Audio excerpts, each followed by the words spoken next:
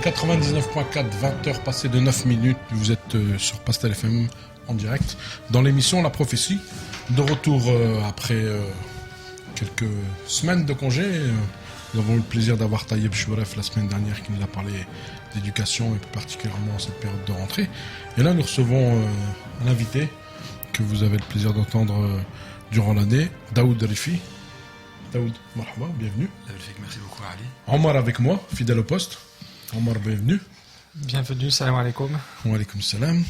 Et nous allons aborder un sujet autour d'un livre que les éditions Tasnim ont traduit, si je ne dis pas de bêtises, dans un premier temps. L'œuvre de la traduction, peut-être dire un mot sur le travail de traduction, sur le fond de cet ouvrage.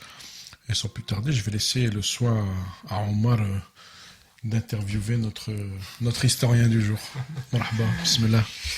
Merci Ali. Ali, faut-il le rappeler, le célèbre président de l'association Rencontres et Dialogue, et qui, grâce à lui, beaucoup d'activités associatives humanitaires et de tout genre sont possibles dans la région, et en particulier à Roubaix, Lille, Waterloo, Tourcoing. Et en particulier aussi cette émission, La Prophétie. Bonsoir à toutes et à tous, il est 20h10. Effectivement, on a déjà rencontré un de nos invités vendredi passé pour parler de l'éducation des enfants. Comme chaque vendredi, donc l'émission La Prophétie à 20h. Ce soir, nous allons parler d'un autre sujet, un sujet pour ainsi dire brûlant, puisqu'il s'agit du thème de l'islam et de la tolérance. Et pour en parler, effectivement, on reçoit notre ami Daoud Rifi, professeur d'histoire, éditeur, libraire également, papivore, parce qu'il dévore les livres. À ses heures perdues.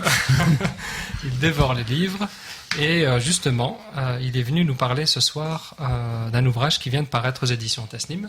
Plus exactement, c'est la traduction d'un livre paru en Angleterre. Et il est traduit sous le titre « L'esprit de tolérance en islam, fondements doctrinaux et aperçus historiques ». Et cet ouvrage est de Reza Shah Kazemi, qui est un intellectuel anglais, préfacé par le professeur Tayeb Chouaref, qu'on a l'habitude de recevoir ici lors de l'émission. Donc Daoud, bienvenue et merci d'avoir accepté notre invitation. Et donc avant d'entrer dans le vif du sujet, est-ce que vous pouvez d'abord nous expliquer, puisqu'on est amis, on peut se tutoyer, est-ce que tu peux nous expliquer quelle était la motivation déjà d'éditer cet ouvrage ?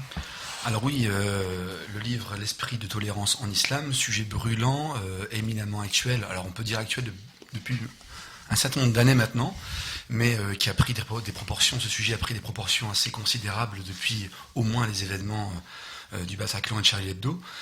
Donc en fait c'est un livre qui est très intéressant et qui est utile pour nous, puisqu'il est maintenant, depuis qu'il est sorti, quand j'en parle, je dis qu'il est à la fois inédit, c'est une nouveauté en langue française, mais il est aussi singulier, au sens où il est, à ma connaissance, le seul livre à réussir à faire un bilan complet de ce que l'on peut savoir sur la tolérance en islam, d'un point de vue historique. Alors ça, on a des sources qui en parlent un peu, et puis d'un point de vue doctrinal, c'est-à-dire du point de vue religieux au sens strict. D'accord. Donc ce qui est intéressant pour les éditions Tasnim, justement, qui ont pour but, les auditeurs qui nous suivent savent que les éditions Tasnim ont pour but de promouvoir des traductions d'ouvrages qui ont un côté, on va dire, important, qui peuvent nourrir la réflexion autour de l'islam, de la spiritualité, des religions comparées.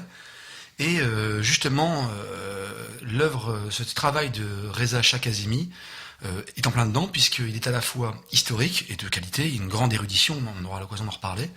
Il est également pointu du point de vue de l'analyse religieuse et théologique. Et enfin, il a le mérite, malgré tout, malgré un sujet aussi difficile que l'esprit de tolérance, il a le mérite d'avoir un souffle spirituel, parce qu'il a l'occasion, à plusieurs reprises dans le livre, d'évoquer les sources spirituelles donc de la mystique de l'islam qui vont nourrir cette tolérance. Donc en fait, c'est un livre qui, pour les éditions Tasnim, s'imposait. D'accord. Mais alors avant toute chose, puisque l'auteur ne parle pas forcément à nos auditeurs, est-ce que d'abord tu pourrais expliquer qui est Reza Shah Kazemi et qu'est-ce qui a fait que lui-même a été conduit à écrire cet ouvrage. Alors en fait, Reza Shah Kazemi fait partie de ces intellectuels anglo-saxons qui sont assez connus dans le monde anglophone et qui malheureusement sont assez peu connus ici en France et dans le monde francophone. Ça va changer maintenant. Voilà. Alors, les éditions Tasnim avaient déjà publié un livre de lui il y a quelques années, Oui. un livre très important également et puis qui avait l'avantage d'être facile et agréable à lire, qui s'appelle Ma miséricorde embrasse toute chose et qui est un livre qui parle de la clémence, de la rahma dans le Coran.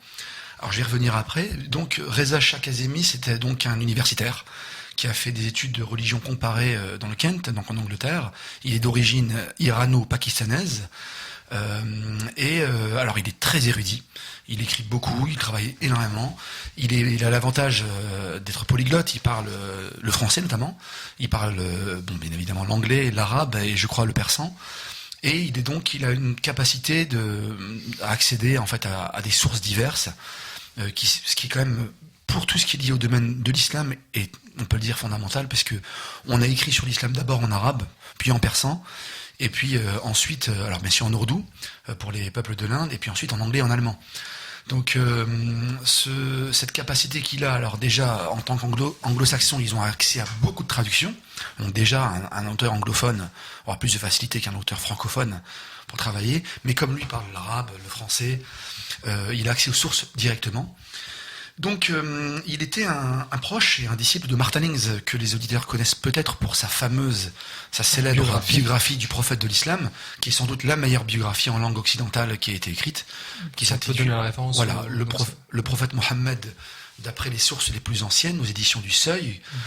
Et donc il a... Excuse-moi Daoud, les éditions Tasnim ont traduit un ouvrage de Martin Hings. Tout à fait, alors notamment plusieurs ouvrages. En fait, les éditions Tasnim à peu de choses près sont l'éditeur, on peut dire, officiel de Martin Hings, en français j'entends, puisque à part donc cette biographie du prophète, à part le livre sur le soufisme et sur le shir al-Alaoui, les éditions Tasnim ont soit tout édité, soit sont en cours de traduction de toute l'œuvre de Martin Hings. Et donc Reza Shah Kazemi s'inscrit dans cette lignée d'intellectuels anglo-saxons en général, érudits, et qui ont une perspective très large et qui ont une connaissance de l'islam très forte, de l'intérieur, mais également des autres religions. Et ça, aussi bien Martin Hings que Reza Shah Kazemi l'ont montré dans différents ouvrages. Oui, alors peut-être pour compléter ce que tu as dit, cet intellectuel est aussi connu pour son fort engagement dans le dialogue interreligieux. Tout à fait. Et il a aussi fait partie de ce groupe d'intellectuels mondiaux qui ont lancé une initiative aux États-Unis, mais qui avait une vocation mondiale, de rassembler notamment les trois religions monothéistes, mais pas seulement, autour d'un verset du Coran qu'ils ont appelé en anglais « a common word », qui est en fait une parole commune. Et il y a effectivement un verset du Coran qui dit « Ô vous les gens du livre », sous-entendu les chrétiens et les juifs. Et puis certains savants considèrent que les gens du livre, ça peut s'étendre aussi à d'autres traditions. Donc le verset du Coran parle des gens du livre en leur disant « Venez, rassemblons-nous autour d'une parole unique, une parole qui nous unit. » Et cette parole, c'est la parole du monothéisme, donc la parole de la déclaration de l'unicité divine.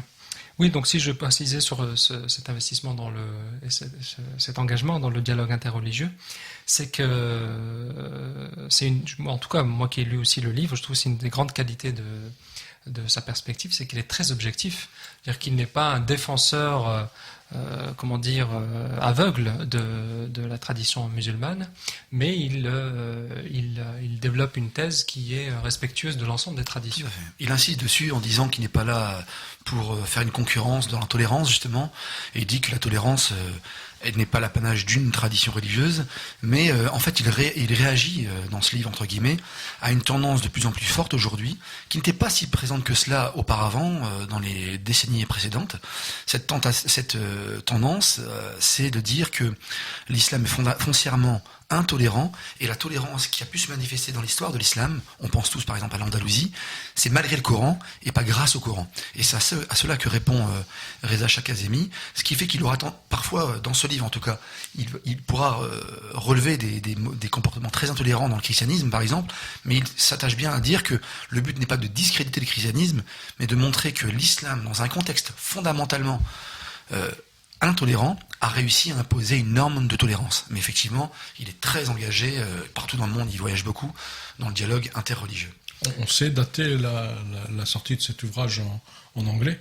C'est il y a Alors j'ai quelques oublié années. la date de...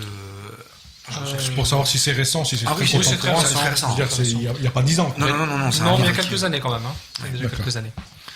Donc ça arrive sur le marché aux éditions Teslim. Voilà. Et si on veut se procurer le livre, on fait comment? Alors, on a plusieurs choix. Alors, beaucoup de nos éditeurs sont aussi des abonnés à la newsletter de leslumièresdorient.com. Donc, probablement qu'ils l'ont déjà reçu et découvert. Certains l'ont peut-être même déjà acquis, parce que le livre était déjà en précommande il y a à peu près un mois. Mais sinon, pour ceux qui ne le connaissent pas encore et qui souhaitent le découvrir, ils peuvent donc le commander sur le site leslumièresdorient.com. Avant de faire une première pause, Daoud, est-ce que tu peux au moins nous adresser à grands traits le cheminement des idées de Reza Shah Academy dans le livre, comment il structure sa pensée pour arriver à sa démonstration? En fait, c'est très simple. On peut dire que l'ouvrage est divisé en 3 parts. Il y a une partie introductive assez importante dans laquelle il pose les conditions du débat et les prémices, on va dire, de sa pensée. Puis ensuite, 2 parties, 2 chapitres qui contiennent plusieurs sous-chapitres. Une partie historique et une partie doctrinale. Donc une partie dans laquelle il s'attache à montrer comment, à travers l'histoire et donc l'ensemble du monde musulman, et on verra qu'il est assez comment dire, il s'étend sur vraiment la totalité de l'histoire et de la géographie de l'espace musulman. Il montre comment la tolérance s'est manifestée concrètement, avec des citations, avec des moments clés de l'histoire. Et puis ensuite, dans une seconde partie, il montre que ces comportements qu'il a décrits dans la première partie du livre sont fondamentalement attachés à la lettre des 2 sources fondamentales de l'islam, que sont le Coran, d'une part, et la tradition prophétique, d'autre part. Donc voilà, essentiellement, c'est une partie historique et une partie strictement religieuse, et c'est ce qui fait l'originalité du livre. Très bien. En tout cas, ce qui est certain, c'est qu'un ouvrage avec un tel titre, un très beau titre d'ailleurs, l'esprit de tolérance en islam, c'est pas simplement la tolérance, c'est l'esprit de la tolérance, arrive à point nommé, puisque évidemment il suffit de se connecter à n'importe quel média, qu'il soit la télévision, la radio, l'internet ou autre, pour entendre quotidiennement que l'islam occupe totalement l'espace médiatique. J'ai entendu parfois des humoristes sur le web qui m'ont beaucoup fait rire. Ils disaient qu'il faudrait dire au gouvernement que le chômage est islamique, peut-être qu'ils se décideront enfin à l'éradiquer. Mais c'est pas un humoriste. C'est devenu une blague et c'était très sérieux. C'est Marwan Mohamed, porte-parole du collectif contre l'islamophobie, qui dit à une journaliste que le Premier ministre de notre gouvernement, Manuel Valls, se radicalise et qu'il faudrait peut-être que lui dire que le chômage est islamique, peut-être qu'il s'en occuperait. Donc c'était dans un débat télévisuel très sérieux, c'est devenu une blague, mais bon, c'est quand même assez inquiétant. Je t'en prie, c'est malheureusement inquiétant et c'est aussi amusant comme jeu de mots et c'est tristement humoristique, on pourrait dire. Ouais. Alors on va marquer une première pause et justement, comme on parle aussi d'islamophobie, forcément ici, il y a eu aussi des vagues d'islamophobie en Europe et en Allemagne notamment, avec des partis d'extrême droite. Et l'opéra de Dresde, en Allemagne, avait riposté contre ces manifestations anti-musulmans en diffusant gratuitement des concerts de Beethoven et de l'hymne à la joie. Donc l'hymne, vous savez, qui était adopté par l'Europe comme hymne européen. Exactement. Mais en fait, à la base, c'est d'abord une très belle symphonie, et c'est aussi à la base un poème en fait qui a été écrit par un poète allemand qui s'appelle von Schiller, Friedrich von Schiller, qui a vécu au XVIIIe siècle, et qui est un poème pour la fraternité. Et donc, je propose qu'on fasse cette pause en musique pour cette initiative de l'opéra de Dresde en Allemagne contre l'islamophobie. On se retrouve dans quelques instants. Restez avec nous. Bonsoir, vous êtes toujours en direct de Pastel FM, 20h27, en compagnie de notre invité Daoud Rifi, professeur d'histoire, et qui vient ce soir nous parler de tolérance en islam. Et pour guider notre entretien, tu nous présentes ce soir L'esprit de tolérance en islam, qui est un ouvrage qui vient de paraître en français aux éditions Tasnim. Il est de Reza Shah Academy, préfacé par Tayeb Chouiref. Et comme tu nous l'as dit dans la première partie, l'introduction, dans ce livre, l'auteur, un intellectuel anglais, démontre que loin d'être intolérant, l'islam, au contraire, il est foncièrement tolérant, beaucoup plus tolérant encore que ne le sont les musulmans eux-mêmes. Donc on peut revenir du coup sur les différents donc, aspects de cette œuvre. Et donc tu voulais évoquer, on a parlé d'abord de la structure de l'ouvrage tout à l'heure, on a parlé de l'auteur lui-même, et donc qu'est-ce qu'il nous dit d'emblée dans ce livre au sujet de cet esprit de tolérance? Alors, avant de répondre à la question, très rapidement, juste un point pour les auditeurs par rapport au travail que les éditions Testim ont fait. On fait dans ce livre. On parlait tout à l'heure des éditions Testim. Non seulement les éditions Testim font traduire les ouvrages, mais comme il était expliqué en avertissement du livre, une traduction c'est toujours une adaptation. Et une chose qui est frappante dans le livre de Reza Shahkazemi, c'est donc on a dit l'érudition, c'est-à-dire qu'il est érudit et il s'appuie sur une érudition elle-même existante en anglais très souvent. Et ce qui est frappant en fait, c'est de voir à quel point il y a une inégalité entre la littérature francophone et la littérature anglo-saxonne. Les éditions Testim ont donc, pour adapter, ont essayé, c'est pas la première fois qu'ils le font, de produire des notes de bas de page qui vont compléter les notes de l'auteur lui-même, afin de donner aux lecteurs francophones des équivalents des livres que cite Reza Shahkazemi. Parce qu'en fait, il cite un tas d'anecdotes plus ou moins surprenantes pour un lecteur lambda, et même par exemple pour un musulman qui a l'impression de connaître son histoire. Et on aimerait bien lire en français des choses équivalentes. Alors parfois, nous avons trouvé pour les éditions Tesnim une traduction du livre dont il parle ou un équivalent en français, mais très souvent, dans la majorité des cas, pas du tout. Et c'est l'occasion de souligner pour moi qu'en France, il y a vraiment un grand retard, très grand retard au niveau des recherches orientalistes de manière générale, qu'elles soient islamologiques ou historiques, du point de vue de l'islam. Et juste un chiffre que j'aime donner aux gens en général, c'est Pierre Vermeuren, qui était un grand historien français, qui dans une thèse qu'il a soutenue à l'université disait que sur 4 sur 12 spécialistes du monde arabe maghrébin, en France, donc 12 personnes habilitées à diriger des recherches, il y en a 10 qui s'occupent uniquement de la guerre l'Algérie, 7 sur ces 10 uniquement de la guerre d'Algérie, 3 sur le reste de l'histoire de l'Algérie, et les 2 autres, spécialistes de l'histoire, il y en a un pour le Maroc, un pour la Tunisie.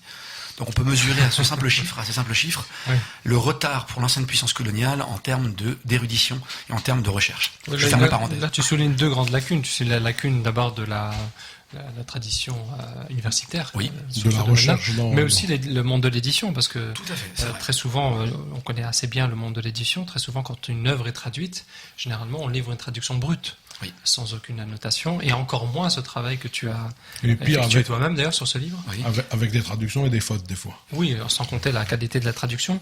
Mais je veux dire ici, ce que tu as souligné, comme on traite d'un livre étranger, en langue étrangère, forcément il fait référence à des sources Oui. de sa langue à lui, et des sources évidemment qui ne peuvent pas beaucoup aider le lecteur francophone.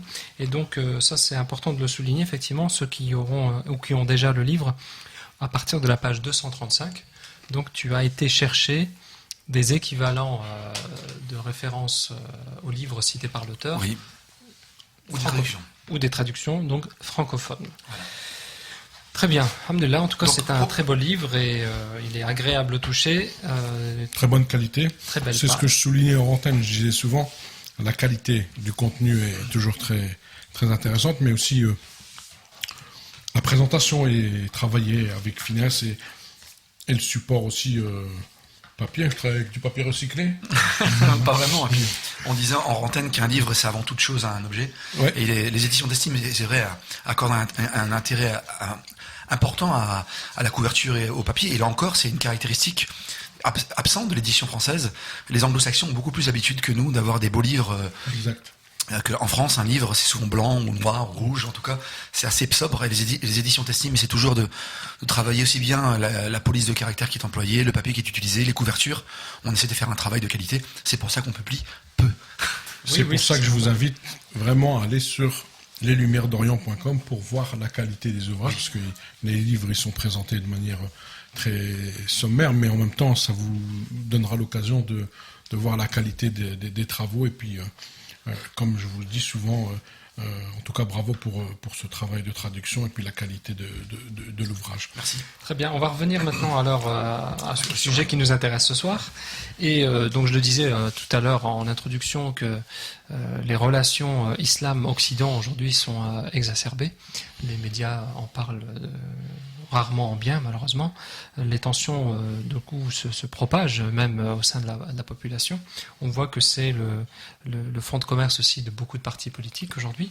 Est-ce que cette relation entre l'islam et l'Occident a toujours été comme celle-là, tendue comme ça? Alors non, justement, et Reza Shah-Kazemi, l'auteur, donc en parle dès le début de l'ouvrage, puisqu'il commence par des citations qui, pour certaines, sont connues, car elles sont traduites en français, pour d'autres moins, des citations d'intellectuels, même d'hommes religieux, de chrétiens, qui, par le passé, alors c'est un passé relativement récent, hein, c'est le 19e, c'est le début du 20e, mais qui font part de leur fascination pour l'islam et notamment pour son esprit de tolérance.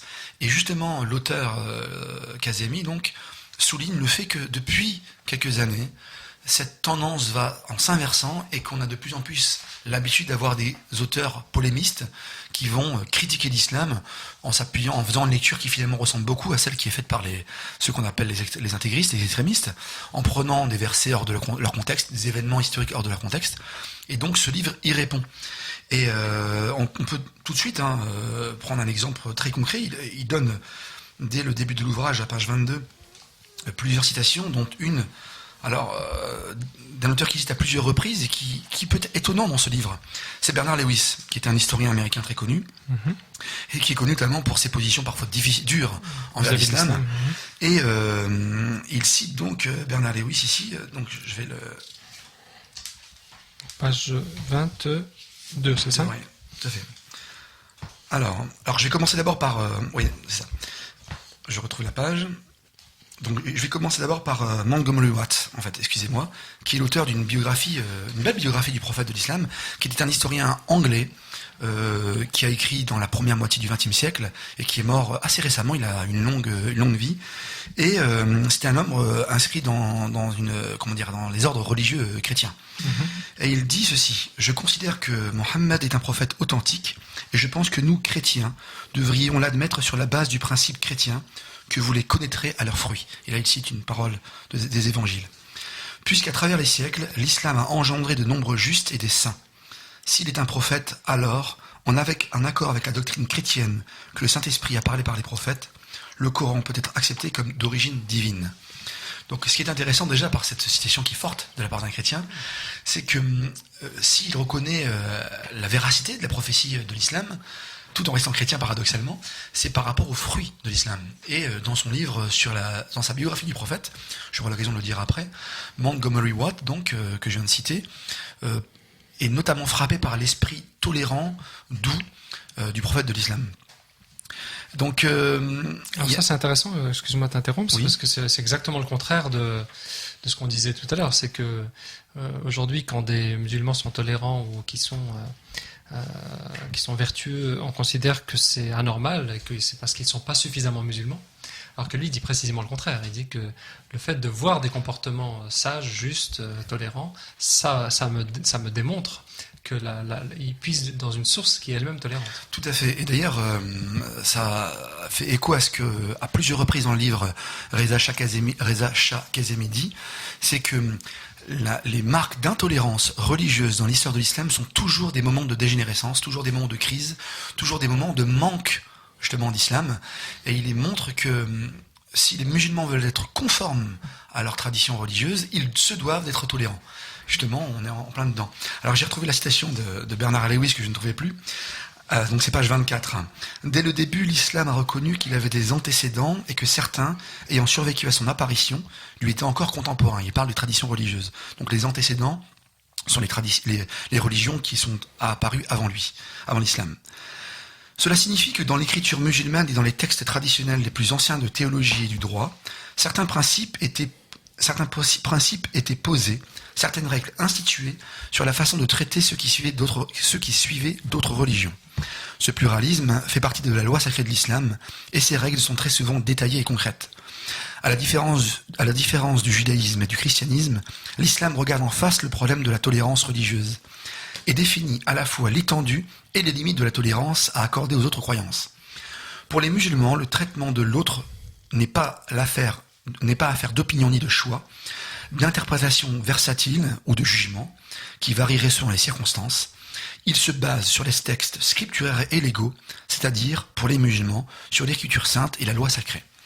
Dans d'autres passages, Bernard Lewis précise clairement, on aura l'occasion de le dire, que ces prescriptions scripturaires, donc les textes, le Coran et la Sunna, et les prescriptions légales qui sont dans les livres d'interprétation du droit, le principe fondamental, c'est le respect de la pratique, des croyances et de la vie sociale des minorités religieuses. On aura l'occasion d'y revenir après. D'accord, très bien. Parce que dans la partie suivante, il donne des exemples très concrets. Voilà, tout à fait. Dans la partie historique, il donne des exemples très concrets. Alors, rapidement, juste pour situer, j'ai dit tout à l'heure, en passant, que l'auteur Reza Shah Kazemi est dans la globalité dans son livre. Il va traiter de l'entièreté de l'espace islamique, depuis l'Espagne musulmane jusque l'Inde. Il va traiter de l'ensemble des périodes de l'histoire, donc il va prendre 4 empires musulmans différents, qui couvrent chacun une part de l'espace géographique. Donc il parlera des Omeyyades, il parlera des Fatimides, je vais de ouest en est là. Donc de l'Espagne jusque l'Inde, Omeyyades, Fatimides, Ottomans, Moghols. Et donc c'est très pédagogique dans sa façon de procéder. Il va à reculons, il part du plus récent au plus ancien, donc il commence par l'Empire ottoman, et il couvre toute l'histoire. Donc la plus récente ottomane, donc c'est contemporain, hein, l'Empire ottoman, c'est 1924, la chute du califat. Et donc, depuis l'Empire ottoman, il remonte jusqu'à l'époque prophétique, et notamment les califes successeurs au prophète, sallallahu alayhi wa sallam, il fait une remontée en arrière dans l'histoire pour montrer que à chaque époque, en chaque lieu, la tolérance est exprimée. Premièrement, deuxième point, ce qui est intéressant, c'est que ce champ islamique couvre les 2 grandes familles de l'islam que sont le sunnisme et le chiisme. Reza Shah Kazemi est un fin connaisseur des doctrines chiites. Il a même travaillé pendant plusieurs années pour le centre ismaélien de Londres, même s'il est sunnite lui-même. Et donc, il a une bonne maîtrise des 2 courants. Et il va traiter des 2 courants de l'islam. C'est pour ça qu'il consacre tout un chapitre assez long aux Fatimides, qui était une dynastie chiite. Alors là, tu as cité des exemples concrets d'auteurs et d'intellectuels qui ont dit beaucoup de bien de l'islam, et que pour montrer aussi que cette tension, comme je disais, est très récente finalement, c'est quelque chose de très récent. Mais la première rencontre entre l'islam et le reste du monde, c'est déjà à la fondation même de l'islam. Bien évidemment. Alors, quels exemples on a dans l'histoire de l'islam sur des rapports entre le prophète lui-même, par exemple? Alors, on sait, j'allais y venir par la suite. Alors, il y a le fameux antécédent des chrétiens de Najran. Ça, j'y viendrai après, parce qu'en fait, l'auteur explique que cet accord, ce pacte entre des chrétiens, une tribu chrétienne arabe et le prophète de l'islam, va être la source de la législation entre musulmans et non musulmans.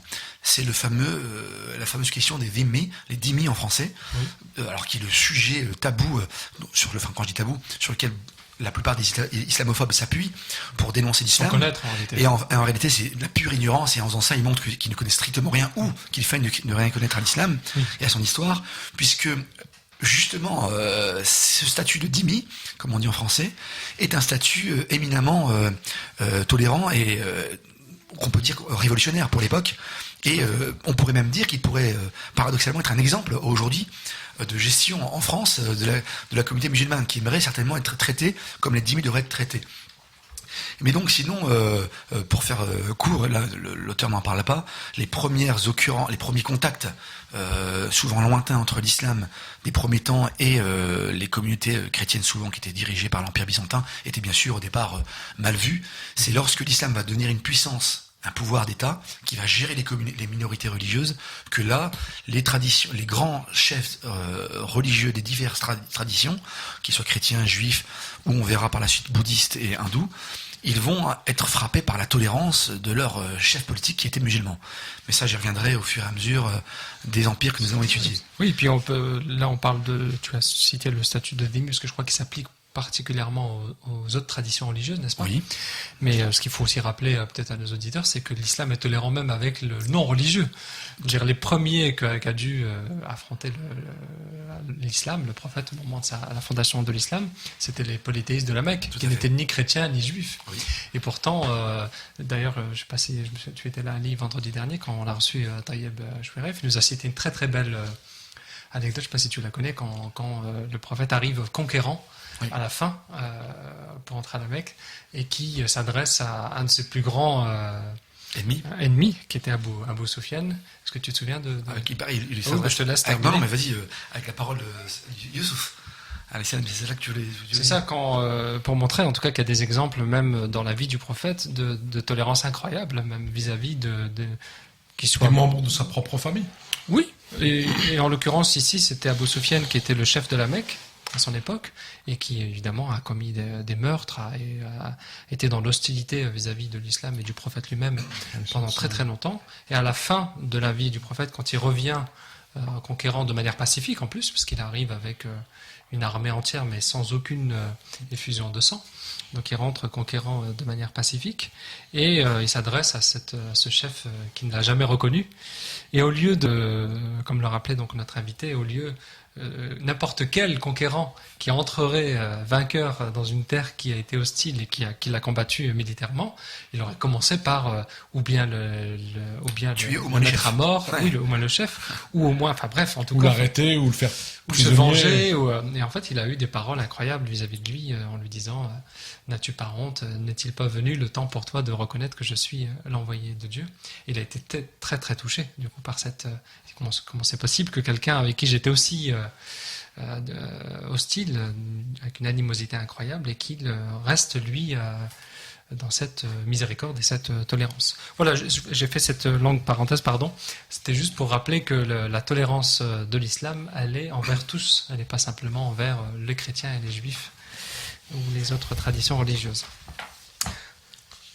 Très bien, donc tu as évoqué un peu rapidement les grandes périodes de l'histoire qui sont évoquées par l'auteur. Donc est-ce qu'il y a des exemples importants qu'on peut mettre en exergue? Oui, alors je commencerai par une posture générale dont parle l'auteur Reza Shah Kazemi. On parlait justement des penseurs occidentaux qui ont pu louer l'islam. Et il explique dès l'introduction, donc avant la partie historique, avant de s'atteler vraiment aux différentes parties de l'histoire de l'islam, il s'arrête sur le moment clé dans l'histoire de l'Europe, un moment qui était déterminant pour sa prise de pouvoir, on va dire, sur le monde. C'est le moment qui se comprend entre la Renaissance, entre donc on va dire le 15e, 16e siècle, et le moment colonial.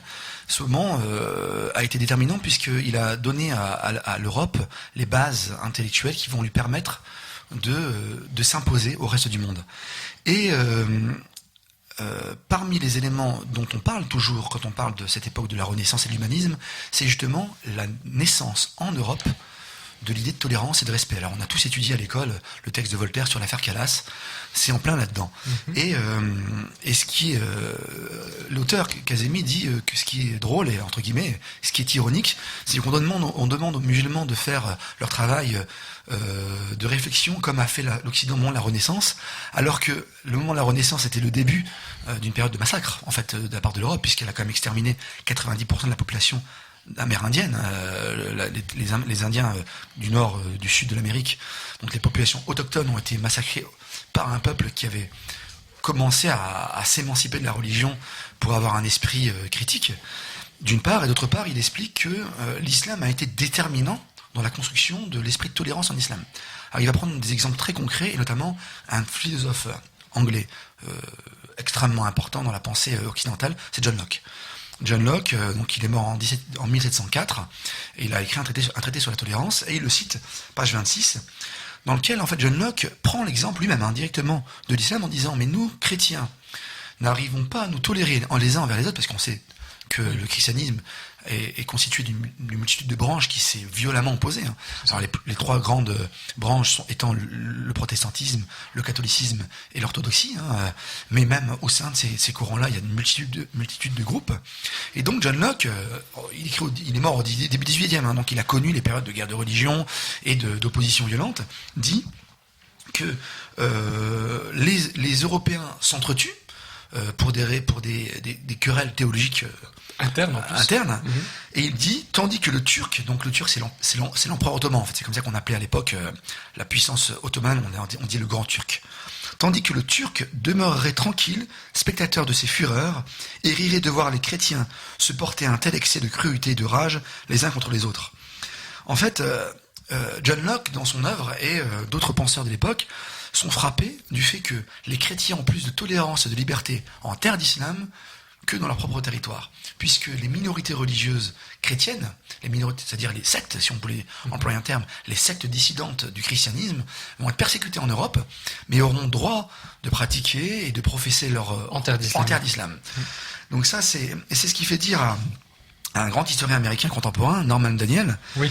cette Je vais phrase, relever cette phrase. voilà, qui est terrible. La chrétienté a emprunté la notion de tolérance à la pratique musulmane. Rien que ça. Il est clair, c'est un historien contemporain, dans son livre L'Islam, l'Europe, qui a été traduit d'ailleurs en français, nous l'avons mis en note, je le retrouverai après, peu importe. Mais donc en tout cas, c'est Islam et Occident. Il est traduit sous le titre L'Islam et l'Occident. Et donc, dans ce livre, Norman Daniel dit que la chrétienté a emprunté la tolérance à la pratique musulmane. C'est intéressant à rappeler parce qu'on est quasiment à l'opposé aujourd'hui. Totalement. C'est pas quasiment, on est à l'exact opposé. Parce qu'on dit souvent, en blaguant avec Aïssa qui est là, en fait, pour être un bon musulman, il faudrait être un bon catholique, quoi.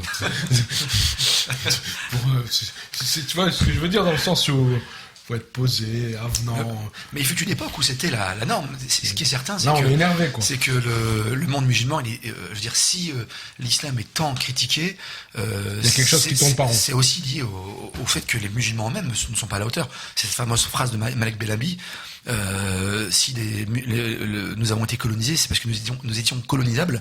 Cette parole, elle peut s'appliquer à plein de choses du monde musulman. C'est-à-dire que oui, il y a eu un moment donné où, et encore aujourd'hui, où les gens ne sont pas à la hauteur. C'est ce que rappelle l'auteur du livre, hein, l'esprit tolérance, c'est que être à la hauteur de la tradition prophétique, c'est être à la hauteur globalement. C'est pas simplement une apparence physique, des rites extérieurs. Non, c'est bien plus que cela. C'est un ensemble de choses. On en parlera après dans la partie doctrinale. Hein. C'est un djihad au quotidien. Voilà, et je vais simplement citer cette parole du prophète, ce hadith, qui est cité dès l'introduction. Et d'ailleurs, dans sa préface, Taïb Shuref dit très bien que ce hadith résume le livre en lui-même. C'est une parole qui dit, donc c'est un hadith, la religion la plus aimée de Dieu est la religion primordiale, généreuse et tolérante. Alors on reviendra sur les mots de ce hadith à la fin de l'émission, lorsqu'on parlera justement des sources de la tolérance. Mais voilà, comme dit Reza Shakazemi, si on veut une religion qui soit aimée de Dieu, il faut qu'elle soit conforme à la religion primordiale, Hanif, donc on le verra après, généreuse et tolérante. Ça reprend un peu ce que déclarait, excuse-moi, Ibn Arabi. Ma religion est la religion de l'amour. Alors, il consacre plusieurs pages à Ibn Arabi, justement, dans le livre. Il explique en quoi le soufisme, la spiritualité de l'islam, a été apporté cette tolérance, puisque le soufisme, il montre bien que le soufisme a été le garant, en fait, de l'islam traditionnel. C'est-à-dire le cœur. Le cœur. Oui, puis je voulais dire aussi qu'il y a un autre exemple frappant que j'avais relevé pour compléter ce que tu as dit aussi, et certainement que tu l'as noté. On a évoqué donc la violence intra-chrétienne, donc à l'intérieur même du christianisme entre les différents courants, mais il y a aussi l'antisémitisme chrétien. Oui. L'anti-judaïsme, pour être plus précis, et ne serait-ce que la Première et la Seconde Guerre mondiale, c'est quand même le monde chrétien qui a massacré des juifs. Mais aussi, il y a une très belle lettre qui est citée par l'auteur, au moment justement où il y avait de fortes persécutions en Allemagne, où un rabbin avait émigré en Empire ottoman, donc l'équivalent de la Turquie d'aujourd'hui, et qui avait écrit une lettre à ses co-religionnaires qui était resté en Allemagne. Très très belle lettre. Alors, il leur dit quoi? On peut, page 67. On peut lire. Exactement, c'est ce qu'il leur dit en fait. Alors j'allais la citer après au moment de l'Empire ottoman. Alors cette lettre est écrite, donc c'est Rabbi Isaac Sarfati, qui écrit cette lettre un peu avant la prise de Constantinople, donc on est milieu 15e, et il leur dit ceci. Alors donc il s'adresse à des juifs qui vivent en Europe chrétienne. Écoutez mes frères, le conseil que je vais vous donner. Moi aussi je suis né en Allemagne et j'ai étudié la Torah avec les rabbis allemands. J'ai été chassé de mon pays natal et je suis venu dans le pays des Turcs, qui est béni de Dieu et plein de toutes les bonnes choses. J'ai trouvé ici le repos et le bonheur. Ici, nous n'avons à nous plaindre de rien. Nous ne sommes pas opprimés par de lourds impôts, et notre commerce est indépendant et sans entrave. Chacun de nous vit libre et en paix. Ici, le juif n'est pas contraint de porter un chapeau jaune et une plaque en signe de honte, comme c'est le cas en Allemagne, où même la richesse et les grandes fortunes sont une malédiction pour les juifs, parce que cela provoque la jalousie des chrétiens. Levez-vous, mes frères, saignez, donc mettez votre ceinture, saignez vos reins, rassemblez vos forces et venez ici. Vous y serez libérés de vos ennemis et vous y trouverez le repos. Alors on pourrait croire qu'en plus ça parle de l'Allemagne, c'est pas au XXe siècle, c'est au XVe siècle. Donc il était visionnaire, le gars. Et il dit clairement, voilà. Alors il y a toute une série de choses dans cette lettre dont parle dans le reste du livre, et j'y reviendrai après, Reza Shah Kazemi, notamment l'impôt, l'humiliation, et il répond également aux accusations de certains qui disent que l'islam a été également persécuteur dans ces domaines-là. Mais on est frappé par la puissance de cette lettre. Alors, il ne sort pas de son chapeau, l'auteur. Il cite un historien anglo-saxon, dans un livre qui est publié à Barcelone. Et donc, en tout cas, c'est un témoignage, et il y en a beaucoup d'autres dans le livre, qui montrent à quel point il y avait un sentiment de liberté. C'est ce qu'il leur dit, nous sommes libres.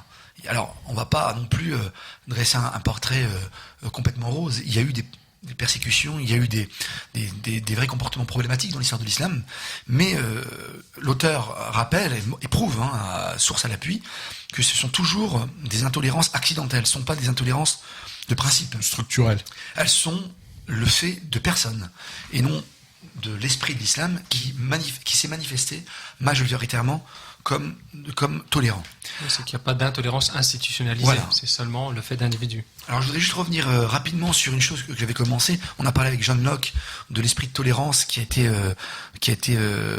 insufflé à l'Europe par l'islam, et il poursuit toujours dans cette introduction en citant un grand orientaliste américain qui s'appelle George Makdisi, qui est un historien très connu, et qui réfléchit à pourquoi est-ce que la Renaissance... Alors c'est un orientaliste, Makdisi, mais pourquoi est-ce que la Renaissance s'est déroulée en Italie, et pas ailleurs, en Europe? Donc c'est un mouvement, la Renaissance, un mouvement culturel et intellectuel qui va émerger au XVe siècle, et qui va créer une révolution, on va dire, en Europe. Je ne rentre pas dans les détails. Et Makdisi met l'hypothèse que l'Italie, qui était très proche physiquement quand on dit l'Italie, c'était pas un pays en tant que tel à l'époque, c'était plusieurs royaumes d'Italie, et ils étaient tout proches en fait des musulmans, parce que la Sicile était musulmane, le sud de l'Italie était musulman, puis la Tunisie, il faut le rappeler, elle est quand même tout proche de l'Italie. Et c'est la proximité, le contact de l'Italie, de la péninsule italienne avec les pays d'islam qui aurait fait que l'humanisme et la Renaissance ont pu naître en Italie, même si, j'y viens pas maintenant parce qu'on n'a pas le temps, même si Kazemi relève que la Renaissance n'a pas été un mouvement tout rose non plus, et qu'il est problématique en soi, mais des éléments de tolérance, l'ouverture d'esprit, l'intérêt pour les différentes sciences, les différentes traditions religieuses, auraient été insufflés en Italie par justement la proximité avec l'islam. Alors, je vais citer une citation que donne Makdisi d'un auteur européen qui s'appelle Jacob Burckhardt, qui était un grand historien de l'art. Et ce Jacob Burckhardt dit dans son livre sur la civilisation de la Renaissance en Italie: la connaissance et l'admiration de la haute culture des peuples musulmans étaient certainement depuis les croisades l'apanage exclusif des Italiens. C'est-à-dire que les Italiens, depuis les croisades, avaient été particulièrement en contact avec l'islam.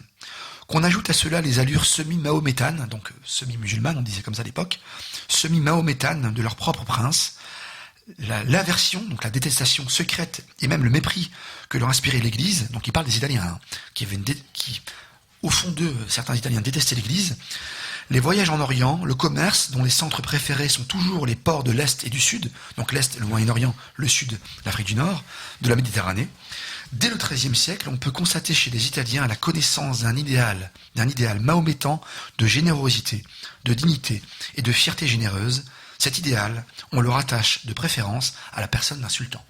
Donc Jacob Burckhardt, qui écrit, si ma mémoire est bonne, au XIXe siècle, oui c'est ça, 1860, Jacob Burckhardt dit que l'idéal de générosité, de dignité, de fierté, et la culture, c'est un idéal mahométan, dit-il, donc c'est un idéal islamique. Et c'est cet idéal qui aurait influencé l'Europe dès le XVe siècle et même avant, puisque les croisades, donc vous savez, cette guerre qui opposait les chrétiens et les musulmans au Moyen-Orient, eh ben, les croisades ont été, l'avantage des croisades, c'est qu'elles ont été un lieu de rencontre entre chrétiens et musulmans, et beaucoup de choses ont été apportées par les croisés, par les chrétiens depuis du Moyen-Orient, et notamment un certain esprit chevaleresque, une certaine tolérance, beaucoup de choses dont parle, je vais pas m'y appesantir, dont parle Reza Shah Kazemi dans le livre. Donc voilà, ça c'était la parenthèse que je voulais refermer par rapport à cette influence de l'islam sur le mouvement de tolérance qui va naître au XVe et XVIe siècle en Europe. D'accord, et donc l'auteur continue avec d'autres exemples, donc oui. il a pris dans d'autres dynasties. Et on va pouvoir s'y attacher juste après, en fait. On va, faut on pas va tout dire, dynastie Daoud, sinon on ne pourra pas lire le livre. Donc que juste tu mets en appétit. J'ai vraiment survolé l'introduction et on va voir ensemble les 4 empires qui sont étudiés par l'auteur. Très bien. On fait alors une petite on va... pause normale pour tout à fait. En musique. En musique, et là tu nous as préparé. Et bah oui, là on a préparé aussi autre chose. C'est un opus, donc c'est une œuvre de Rimsky-Korsakov. Et c'est un leitmotiv qui s'appelle Sherazade. Et donc j'ai trouvé parmi les différentes œuvres, vous savez, il y a eu, tu l'as rappelé à l'instant, il y a eu beaucoup d'influences aussi, parce que là on parle de tolérance de la religion de l'autre. Mais il y a eu aussi beaucoup d'échanges harmonieux entre les religions, et entre autres dans le monde de l'art. Il y a eu beaucoup de compositeurs européens, ici c'est plutôt russes, qui ont été fortement influencés par la civilisation islamique et arabo-orientale de manière générale. Et donc l'auteur en parle également dans son livre d'ailleurs. Exactement. Et donc ici, on va écouter Sherazade, le premier mouvement seulement. Il y a 4 mouvements dans cette symphonie. Donc le premier mouvement, c'est la mer et le vaisseau de Sinbad. Voilà. On se retrouve donc dans quelques minutes pour continuer à parler de ce sujet de tolérance en islam avec notre invité Daoud Rifi. Restez avec nous, on se retrouve dans quelques instants.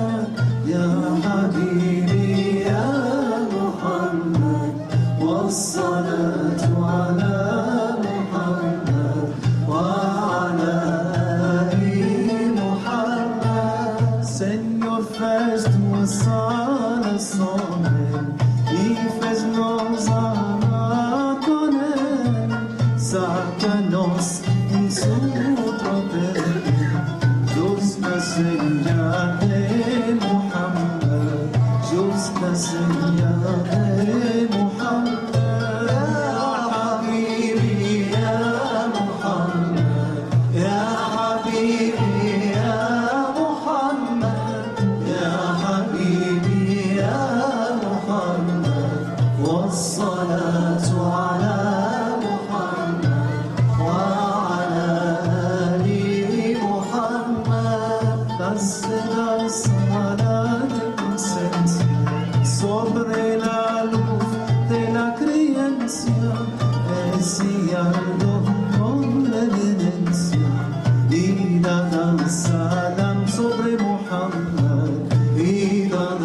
والسلام صدر محمد يا حبيبي يا محمد يا حبيبي يا محمد يا حبيبي يا محمد والصلاة على محمد وعلى آل محمد.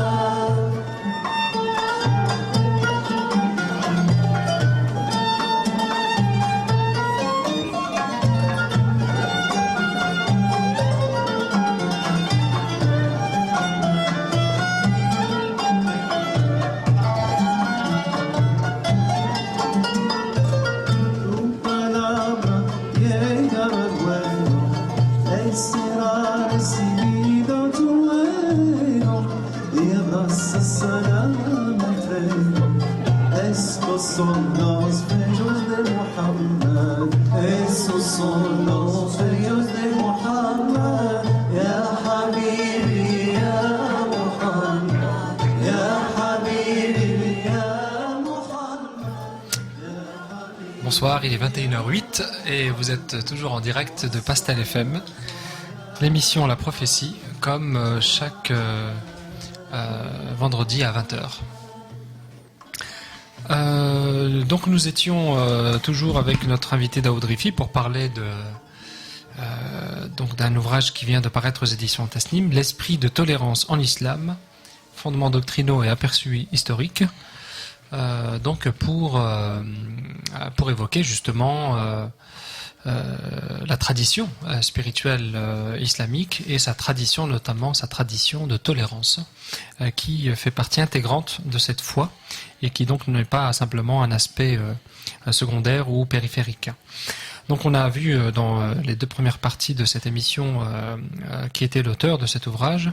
On a vu aussi la structure du livre, donc comme tu nous l'as rappelé tout à l'heure Daoud, avec une longue introduction, puis ensuite un survol historique de 4 grandes dynasties musulmanes, et enfin pour conclure les aspects doctrinaux.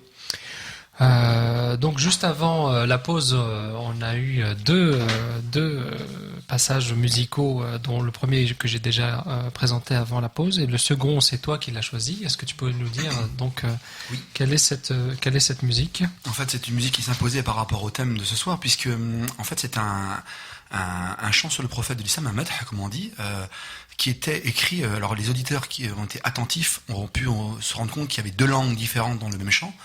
Une partie, le refrain en langue arabe, et le reste du chant en langue espagnole. Et en fait, ce chant a une histoire. C'est l'ensemble El Firdaus qui l'interprète ici. Et c'est un texte qui a été retrouvé dans une maison en fait en Espagne, qui a été enfoui sous le sol. De l'époque donc De l'époque andalouse. plus exactement de l'époque de ce qu'on appelle la Reconquista, lorsque les musulmans ont été chassés d'Espagne. Et il y a eu les Juifs. Et les Juifs, effectivement. Et il y a eu Tu viens de le rappeler. il y a eu une partie des musulmans qui se sont faussement convertis au christianisme. On les appelle les mourisques. C'est ça. Et ils avaient écrit ce texte, ce chant sur le prophète de l'islam, en néerlandais espagnol, mais en écriture arabe. Donc c'est un chant qui a comme caractéristique d'être un chant en langue espagnole, mais en alphabet arabe. En alphabet arabe. Et il est très très beau, comme tout le monde a pu l'entendre. Très bien. Une petite information pour nos auditeurs, nos auditrices qui sont intéressés par ce que proposent les Lumières d'Orient. Il y a un séminaire qui se déroulera le 15 et 16 octobre, et c'est un séminaire spirituel autour de la foi et la spiritualité dans le cadre du mariage et de la famille. Séminaire qui sera assuré par notre cher ami professeur Tayeb Chouref. Ça se passera à Beaulieu-les-Fontaines en France. Si vous voulez plus d'informations, vous pouvez vous rendre sur la page leslumièresdorient.com. Vous aurez toutes les informations. Il y a une participation aux frais qui est demandée, mais on vous conseille vivement de participer à ce genre de rencontres spirituelles. Il y en a une qui s'est très bien passée et qui s'est déroulée pendant le mois avant le mois du Juste Ramadan. avant le mois de Ramadan. C'est la préparation du mois du Ramadan. Donc si vous voulez participer à ces rencontres autour de la foi et de la spiritualité dans le cadre du mariage et de la famille, n'hésitez pas à vous rendre sur la page Facebook Les Lumières d'Orient, et Omar se fera un plaisir ou Daoud ou d'autres se feront le plaisir de répondre à cette invitation qui se déroulera, je le rappelle, le 15 et 16 octobre à Beaulieu-les-Fontaines en France. Près de Compiègne. Ouais, dans un cadre, j'allais dire, idyllique, retiré, qui pourra vous recevoir, je l'espère, bientôt. Très bien, merci Ali pour ce rappel. Donc nous revenons à notre sujet de ce soir, donc cet ouvrage L'esprit de tolérance en islam. Donc Daoud, tu nous avais dit rapidement tout à l'heure que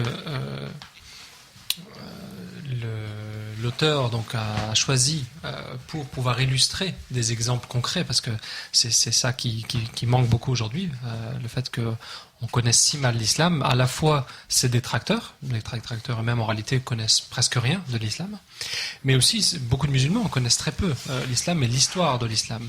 Alors que prendre des exemples historiques concrets, c'est à mon sens une très bonne façon aussi de démontrer la tolérance de l'islam de façon objective.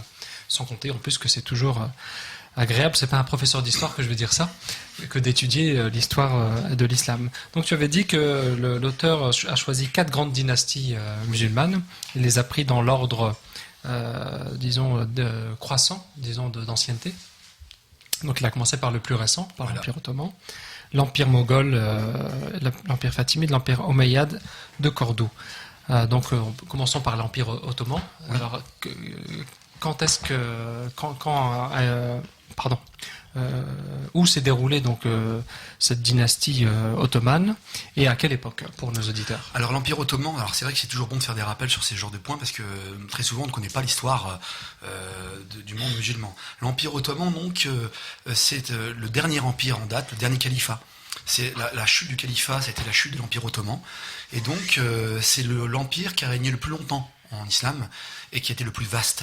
Alors il y a toujours des fluctuations selon les époques en fait, mais au plus fort de au moment de son apogée, cet État allait grosso modo d'Alger, même plus à l'ouest même, donc d'Algérie donc pour l'ouest, jusque le sud de l'Arabie, donc toute la partie ouest de l'Arabie, tout le Hejaz était conquis, et au nord jusque Vienne en Autriche donc. Donc en fait c'était un empire extrêmement vaste qui possédait la Grèce, toute la partie de l'Europe de l'Est orientale, la Turquie actuelle bien évidemment, tout le Proche-Orient, toute l'Afrique du Nord pratiquement, sauf le Maroc.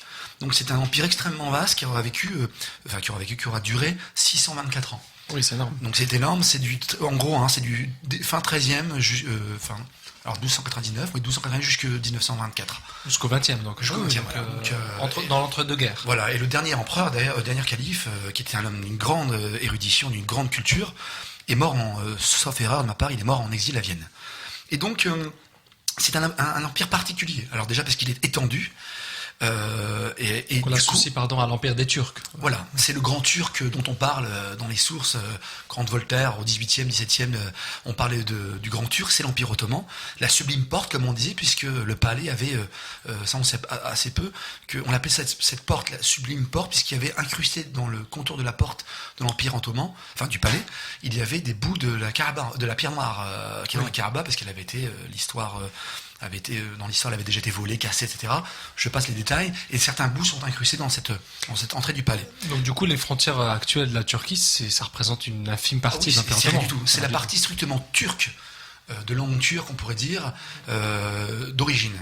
Alors, ce qui est particulier dans cet empire, c'est comme il couvre un empire qui va des Berbères d'Afrique du Nord jusqu'aux Européens slaves de l'Est de l'Europe, y compris et les Arabes, c'est qu'il va être confronté à une multitude de communautés différentes. Des Arméniens, des Kurdes, donc des chrétiens orthodoxes, catholiques, des musulmans chiites, sunnites, extrêmement variés, des juifs bien évidemment.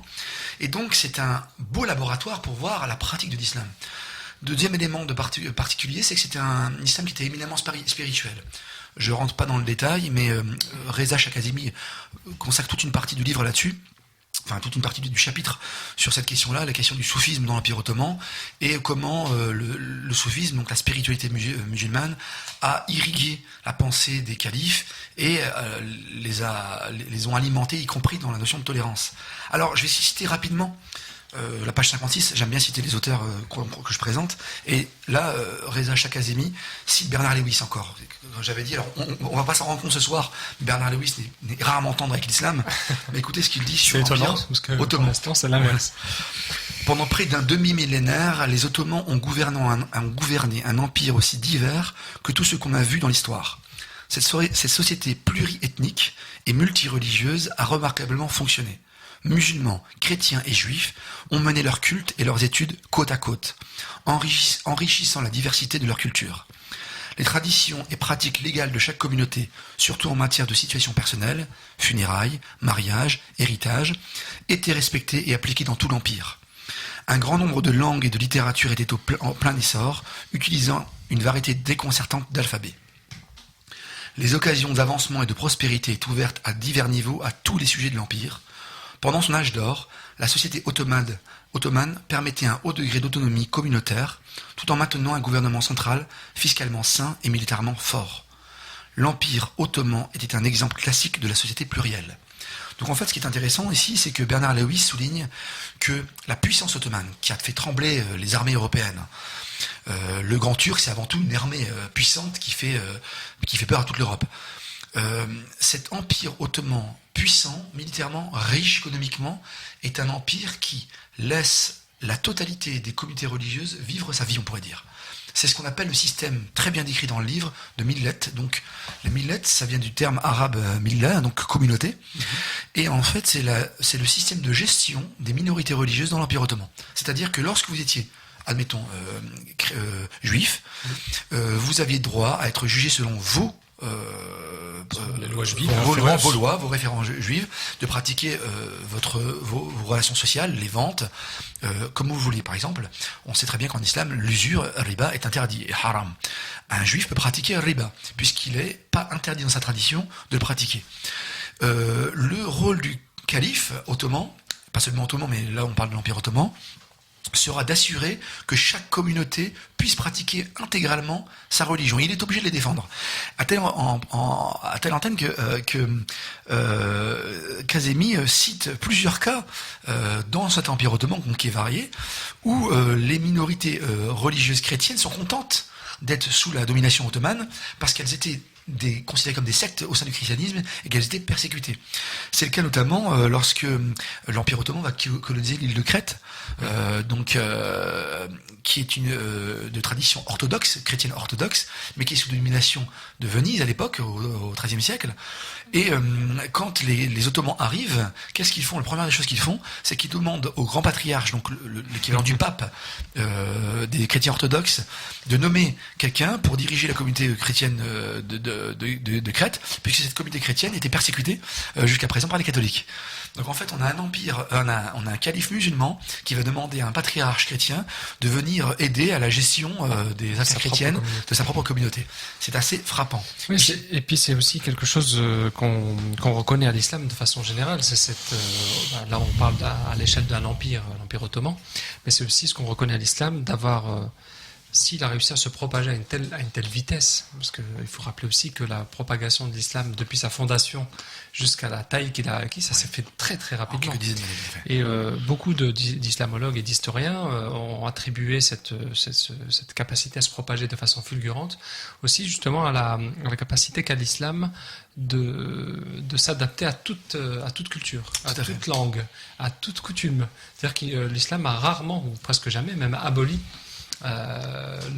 l'héritage culturel des peuples qui embrassaient cette Exactement. religion. Et d'ailleurs, Reza Shah Kazemi explique que cette île de Crète, en un siècle, la moitié de la population est devenue musulmane. Donc en étant totalement toléré et accepté. Passons immédiatement à l'empire suivant, l'empire moghol, alors qui est très peu connu par les musulmans, en tout cas en Alors on précise bien l'orthographe, c'est moghol. Moghol, pas mongol, c'est pas la même chose. C'est pas la Mongolie. C'est pas la Mongolie, c'est pas Tamerlan, c'est l'empire moghol, M-O-G-H-O-L, et en fait c'est l'équivalent de l'actuel Inde et Pakistan. D'accord. Donc en fait l'islam est pénétré très tôt, dès le 7e Donc siècle. l'origine de notre auteur là ici. Oui, pour l'origine moghole. Effectivement, il est d'origine moghole, on pourrait dire. Et donc l'islam est très très tôt, par ses commerçants et par les soufis justement, va pénétrer dans le sous-continent indien dès le 7e siècle. Et au début du XVIe siècle, donc en 1526, va naître l'Empire moghol et qui va durer jusqu'en 1857 avec l'apogée au XVIIe siècle. Alors, c'est un empire également particulier puisqu'il est en contact avec des populations qui ne sont pas des populations classiquement reconnus comme les gens du livre, parce que traditionnellement, vu que l'islam était apparu en Arabie, où il y avait des chrétiens, des juifs et des zoroastriens, les Ahlul Kitab, les gens du livre, étaient considérés comme justement les chrétiens, les juifs et les zoroastriens. C'est ça. Lorsque les musulmans arrivent, ils n'ont pas affaire à des chrétiens, ils ont affaire ni à des juifs, ils ont affaire à des bouddhistes, et ils ont affaire à des hindous. Et donc, Intéressant. oui, c'est très intéressant parce que ils sont face à deux traditions qui sont, pour la première, le bouddhisme, ce qu'on appelle un non-théisme, il n'est pas question de Dieu, alors c'est un peu compliqué. Oui, Je passe très voilà, vite. sans rentrer dans le détail, mais Et c'est pas forcément l'hindouisme très clair. apparaît souvent comme un polythéisme qui n'est pas en réalité, puisqu'ils ont 1 million de dieux, comme on dit. Donc, l'Empire moghol va s'étendre dans ce contexte où les musulmans seront minoritaires pendant toute une partie du temps. Alors, il y aura une production artistique et culturelle immense sous cet empire, les très très beaux palais moghols qu'on peut voir. Alors, le monument le plus connu, c'est le Taj Mahal, en fait, de cet endroit-là, qui est vraiment paradisiaque. C'est des 7 merveilles du monde. Oui, voilà, tout à fait. Et donc, on a notamment 2 sultans, Babur et Akbar, qui manifestent une extrême tolérance, qui seront même entourés parmi leurs ministres de non-musulmans hindous, notamment. Et notamment Akbar va se battre vraiment pour que les droits des hindous, parce que lui il était considéré surtout par l'hindouisme. Akbar, Akbar, donc c'est si ma mémoire est bonne, c'est le 3e empereur de. C'est un empereur, d'accord, c'est oui, l'empereur. c'est un des moghol. Empereur moghol. Très bien. Donc il y a Babur qui est la première figure importante, empereur important, qui manifeste par sa tolérance, et ensuite Akbar. Ils vont convoquer des théologiens, donc des spécialistes de la croyance. Ils vont convoquer des juristes pour travailler justement cette question de la tolérance. Et ça sera vraiment un sommet de tolérance en terre d'islam. On peut dire l'équivalent de l'Andalousie, mais au niveau de l'Inde. Alors, je peux dire dès maintenant, puisqu'on parle de la question de l'hindouisme et du bouddhisme, qu'il y a un antécédent chez les salafs, donc chez les premières générations d'islam, avec Mohammed ibn Qasim, qui était des Omeyyades, donc en 711, qui est mort en 711, et qui sera le premier à être confronté justement à ces populations du Sindh, comme on disait avant, de l'Inde, qui sont donc des hindous, et hindous et bouddhistes. Et il a interrogé les ulémas, les savants, pour savoir voilà, comment est-ce qu'on doit traiter ces gens qui ne sont pas chrétiens, qui ne sont pas juifs. Et ça revient en fait à la question de savoir est-ce que comme tu l'as dit tout à l'heure, l'expression théologique Ahl al-Kitab, qui est une expression coranique d'ailleurs, voilà, genre du livre, est-ce que on peut l'étendre à d'autres traditions, c'est ça? Voilà, ou est-ce qu'il s'est limité aux juifs ou aux chrétiens? Et donc les ulémas vont être consultés. Et Reza Shakazemi, dans son livre, s'appuie sur 2 sources, une source arabe ancienne, Al-Baladouli, qui est très connue, et des sources chrétiennes également. Et en fait, il cite une lettre que Ibn Qasim envoie à Al-Hajjaj, qui sera le chef à l'époque des musulmans, et il dit la requête des chefs de Brahmanabad, donc en Inde, à propos de la construction de Bouddha, donc de temples bouddhistes et d'autres temples, et à propos de la tolérance en matière de religion, est juste et raisonnable. Donc il dit on peut leur laisser construire des temples à ces gens-là. Je ne vois pas, dit Ibn Qasim, qui est mort en 711. Je ne vois pas quels autres droits nous pourrions avoir sur eux, à part l'impôt habituel, al-jizya, dont on parlera après. Ils nous ont rendu hommage et ont décidé de verser au calife le tribut fixé, al-jizya. Puisqu'ils sont devenus dhimmis, nous n'avons aucun droit, quel qu'il soit, de nous mêler de leur vie et de leurs possessions. Autorisez-les à suivre leur propre religion, personne ne devrait les en empêcher. Voilà ce que dit Mohammed ibn Qasim, un général omeyyade au début du 8e siècle, par rapport aux bouddhistes et aux hindous. Pour plus de détails, il faut se plonger dans le chapitre. Oui, c'est le but aussi de donner... consacré aux Moghols. Exactement. On va pas tout raconter à nos auditeurs parce qu'il s'agit aussi pour eux de se procurer le livre et de pouvoir lire attentivement ce livre très bien écrit et bien inspiré. Et passionnant. Passionnant. Donc, troisième ça, c'était pour l'Empire moghol. Nous continuons à remonter le temps, les Fatimides. Alors, les Fatimides, peu connus par les musulmans, mais qui ont produit une œuvre architecturale et culturelle centrale. Donc les Fatimides, c'est un empire chiite. Autre caractéristique. Donc là, on part dans la partie chiite du livre. Il va régner toute l'Afrique du Nord pratiquement, la Sicile et le Proche-Orient entre 909 et 1171, donc en gros 10e, 12e siècle. Alors ils sont chiites, ils sont ismaéliens, donc ils sont une minorité au sein de l'islam et ils vont diriger des musulmans massivement sunnites. Alors ils sont connus pour une grande œuvre, c'est que ce sont eux qui ont créé El-Azhar.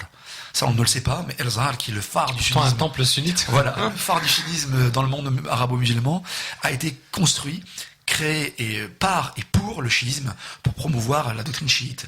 Donc ça veut dire que les Fatimides, c'était plutôt une minorité chiite qui dirigeait une population largement sunnite. Tout à fait. C'est exactement Donc ça c'est intéressant aussi. Ça veut dire aussi Voilà. que ce qu'on présente aujourd'hui comme des antagonismes inconciliables, le sunnisme, le chiisme, en fait, c'est tout à fait le contraire, parce que je suppose que les Fatimides n'ont pas oppressé, n'ont pas persécuté forcément les... Voilà, au contraire. Alors, Et puis, il faut aussi rappeler à nos auditeurs que cette distinction sunnite-chiite, elle était beaucoup plus harmonieuse avant. Oui. Je veux dire, là, c'est exacerbé par la géopolitique aujourd'hui. bien sûr, c'est très politisé. Mais tout à fait.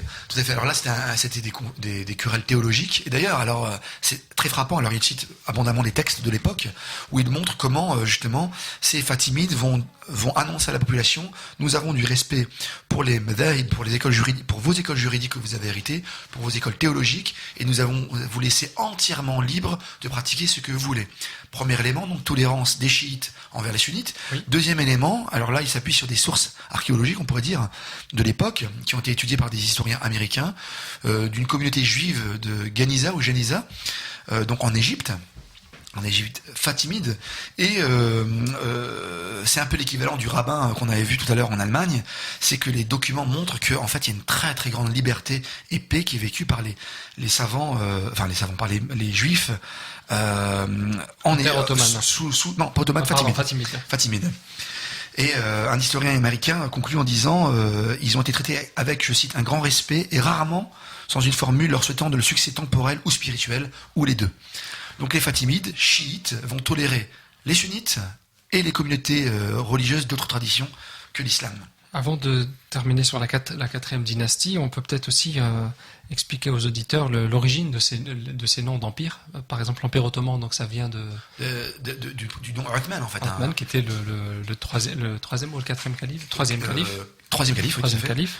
Donc mongol, là, c'est plutôt... Alors là, je ne sais pas. Oui, je Ouais, suppose que c'est lié plutôt à- géographique. oui, À géographique. l'ethnie peut-être même qui est là-bas, les Fatimides. C'est Fatima, forcément, puisque Donc, la fille du prophète. puisqu'il était chiite. Et en fait, le dernier Empire. les Omeyyades. Donc là, c'est lié à Muawiyah, en fait. Et donc c'est la première constitution d'empire très vaste.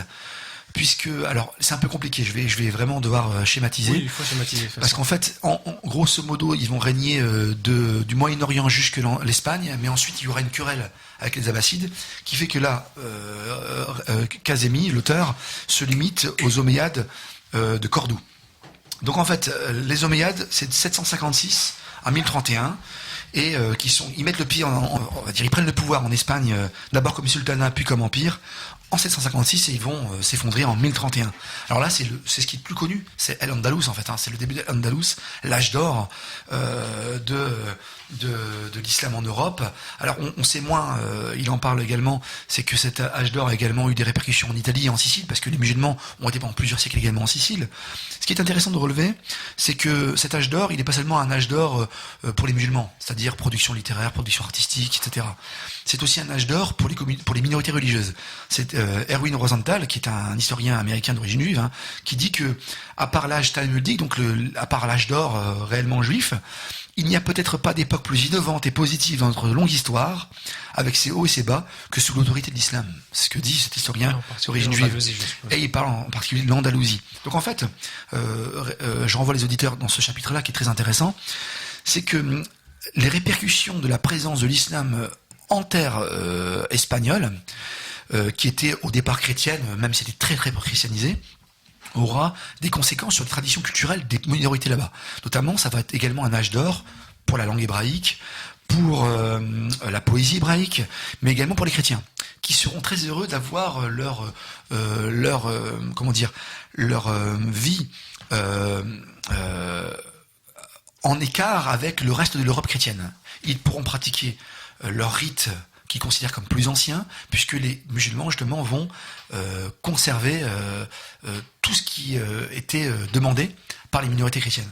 Donc en fait, je peux pas venir ici parce que je vois qu'il est déjà 9h30, mais il est très intéressant de revenir là-dessus, sur cet âge d'or, notamment sur les répercussions au niveau de la langue hébraïque. Donc tout cela c'est dans le chapitre, au niveau des pages 100, dans le livre de Kazemi. Très bien, alors on voit nos auditeurs à l'ouvrage, à peu près donc aux pages 100 et suivantes. Merci beaucoup pour donc ce survol de plusieurs siècles d'histoire musulmane, avec quatre grands empires dont je recommande la lecture, puisqu'il donne beaucoup d'exemples. L'auteur, nous ne peut pas évidemment tous les citer ici à la radio, mais c'est très précieux dans la mesure où d'abord on découvre ces empires. Très souvent, on n'en sait pas grand-chose. On découvre à quelle époque ils ont existé, quelles ont été ces manifestations culturelles, mais aussi de tolérance religieuse. Et puis, ça donne aussi des exemples, comme je le rappelais tout à l'heure, très concrets de tout ce qu'a produit l'islam en termes d'art, de philosophie, de science, de comportement surtout, et ici de comportement tolérant. Alors, avant de faire la pause, toutes ces manifestations de tolérance chez les musulmans depuis l'origine de l'islam jusqu'à encore l'époque récente et même actuelle dans certains pays, parce qu'il ne faut pas oublier aussi que les endroits où l'islam est encore religion d'État, ça existe encore dans le monde d'aujourd'hui, ces manifestations de tolérance sont tout à fait existantes, soit existent encore aujourd'hui, soit existé dans un passé récent, pour ne citer que le Maroc par exemple, est connu aussi pour sa tradition de tolérance.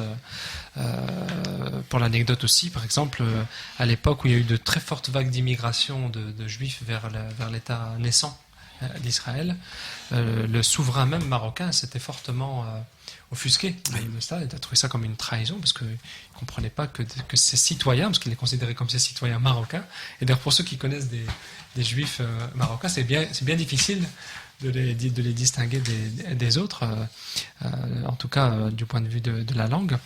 Alors, pour revenir à ma question avant de faire la pause, donc tu as employé tout à l'heure un terme qui peut paraître technique pour nos auditeurs, c'est que tous ces minorités religieuses, ou d'ailleurs non religieuses, même si c'était plutôt rare, le fait de l'athéisme est quelque chose d'assez récent, même s'il y avait du polythéisme, c'est-à-dire de ce qu'on pourrait appeler plutôt la dégénérescence plutôt d'une religion ancienne.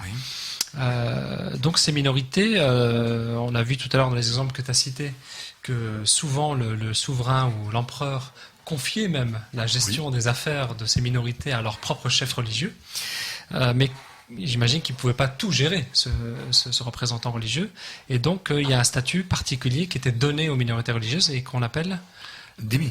Les statuts des dhimmi. Oui, donc juste en un mot avant de faire la pause pour revenir en parler un peu plus en détail. En fait, c'est le statut de protégé. Il revient sur l'origine étymologique du mot dhimmi, qui vient de la notion de blâme. Et en fait, le blâme, pourquoi ? Parce que ils ont un droit pour lequel on est blâmé si on ne le respecte pas.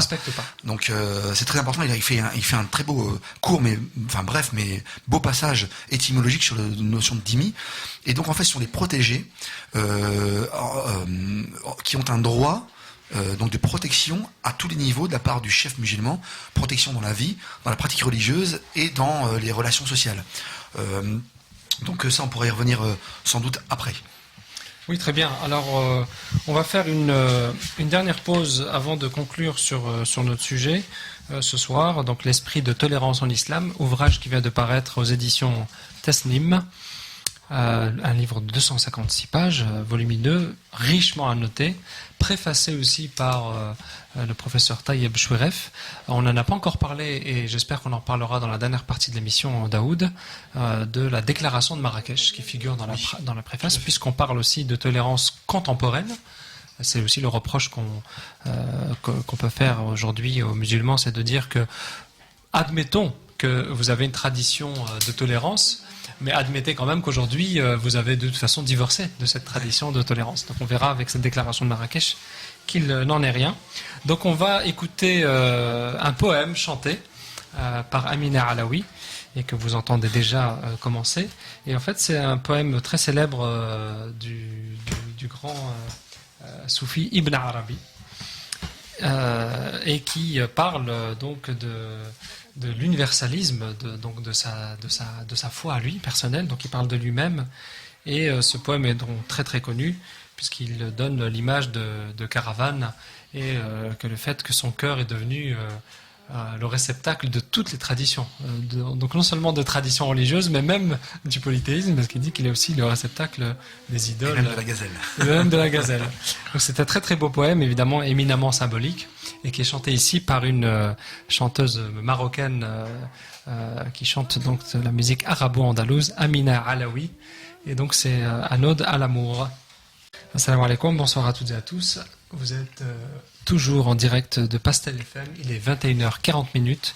Je suis dans la très belle compagnie de mes deux amis, Ali Rani, président de l'association Rencontre et Dialogue, à qui on doit beaucoup pour l'existence même de cette radio et cette émission, et aussi notre invité, professeur d'histoire, Daoud Rifi, et qui nous parle ce soir de la tolérance en islam. Et pour guider donc notre entretien, nous parlons de l'ouvrage qui vient de paraître aux éditions Tasnim, L'esprit de tolérance en islam, de Reza Shah Kazemi, préfacé par le professeur Tayeb Chouiref. Très beau livre, volumineux, richement annoté. D'ailleurs, Daoud lui-même a largement contribué à rendre plus accessible encore cet ouvrage par des références en langue française, et il est vendu pour la modique somme de 15 €. Donc vous le trouverez sur le site leslumièresdorient.com, ainsi que toutes les autres références que l'on a citées au cours de cette émission, ou qu'on citera encore. Sinon, vous venez d'écouter un très beau poème chanté par une Marocaine qui s'est spécialisée dans la musique arabo-andalouse, Amina Alaoui. Et donc elle a chanté un poème d'Ibn Arabi, ce célèbre andalou justement, puisqu'on parlait du royaume d'Andalousie, l'empire des Omeyyades. Et dans ce poème qui est très cité, puisqu'il parle justement de tolérance religieuse, il dit « Mon cœur est devenu capable de toutes les formes ». Je passe, il y a beaucoup de vers. Il est les tables de la Torah, les livres du Coran. Je professe la religion de l'amour, quel que soit le lieu vers lequel se dirigent ces caravanes. Et l'amour est ma religion et ma foi. Donc très beau poème, et je recommande à nos auditeurs l'écoute de ce CD de Amina Alaoui, qui a une magnifique voix. Donc nous revenons à notre sujet. Donc on avait juste avant la pause les 4 grandes dynasties qu'a choisi l'auteur pour illustrer des exemples marquants de manifestations de tolérance des musulmans, et en particulier s'il a cité des empires, c'est aussi pour montrer que quand les musulmans sont dominants, parce qu'en l'occurrence là ils sont dominants, en position de dominance, ils sont tolérants, parce qu'évidemment c'est plus facile d'être tolérant quand on est dominé. Alors, et justement, pour la transition, on avait commencé à évoquer juste avant la pause un statut qu'on appelle le statut de dhimmi, qui était le statut accordé aux minorités religieuses en terre d'islam. Alors, pour nos contemporains et pour nos auditeurs aussi, la première réflexion qui peut venir à l'esprit, c'est est-ce que ça veut dire que les musulmans, quand ils étaient dominants, ont créé un statut de citoyen de seconde zone? Est-ce que c'est de ça qu'il s'agit? Alors justement, non. C'est ce qui est tenté. Les polémistes, généralement, s'appuient sur cette question de dhimmi en prenant appui sur des vraisemblances. Et la vraisemblance est rarement la vérité, pour justement accuser l'islam d'être intolérant, en disant justement, voilà, les dhimmi n'étaient pas des citoyens de seconde zone. Et en fait, pas du tout. Donc on a dit que Reza Shah Kazemi dit que, déjà étymologiquement parlant, il dit ici, l'idée est ici que toute violation des droits religieux, donc il a dit que ça voulait dire blâme, à l'origine en arabe. L'étymologie du mot dhimmi. Voilà. Et l'idée est ici que toute violation des droits religieux, sociaux ou légaux de la minorité protégée est sujette à un blâme de la part des autorités musulmanes chargées de leur protection. La signification lexicale, donc du point de vue de la langue, vaut ici la peine d'être relevée parce qu'elle est étroitement liée à l'idée de hurma, qui veut dire tout ce qui est lié à la sacralité, tout ce qui est inviolable, sacré. C'est quelque chose qu'on a l'obligation de révérer, de respecter, d'honorer, de défendre. Et donc en fait, le dhimmi, en français le dhimmi, donc D-H-I-2-M-I, est quelqu'un que l'on est obligés de protéger. Alors il y a une fameuse histoire que j'aurais voulu raconter et qu'on n'a pas le temps, de l'émir Abdelkader avec qui a été le combattant algérien, voilà, combattant algérien qui a combattu la France quand elle a voulu coloniser l'Algérie, qui a été fait prisonnier. J'en avais parlé avec Ali d'ailleurs dans une émission avant les vacances.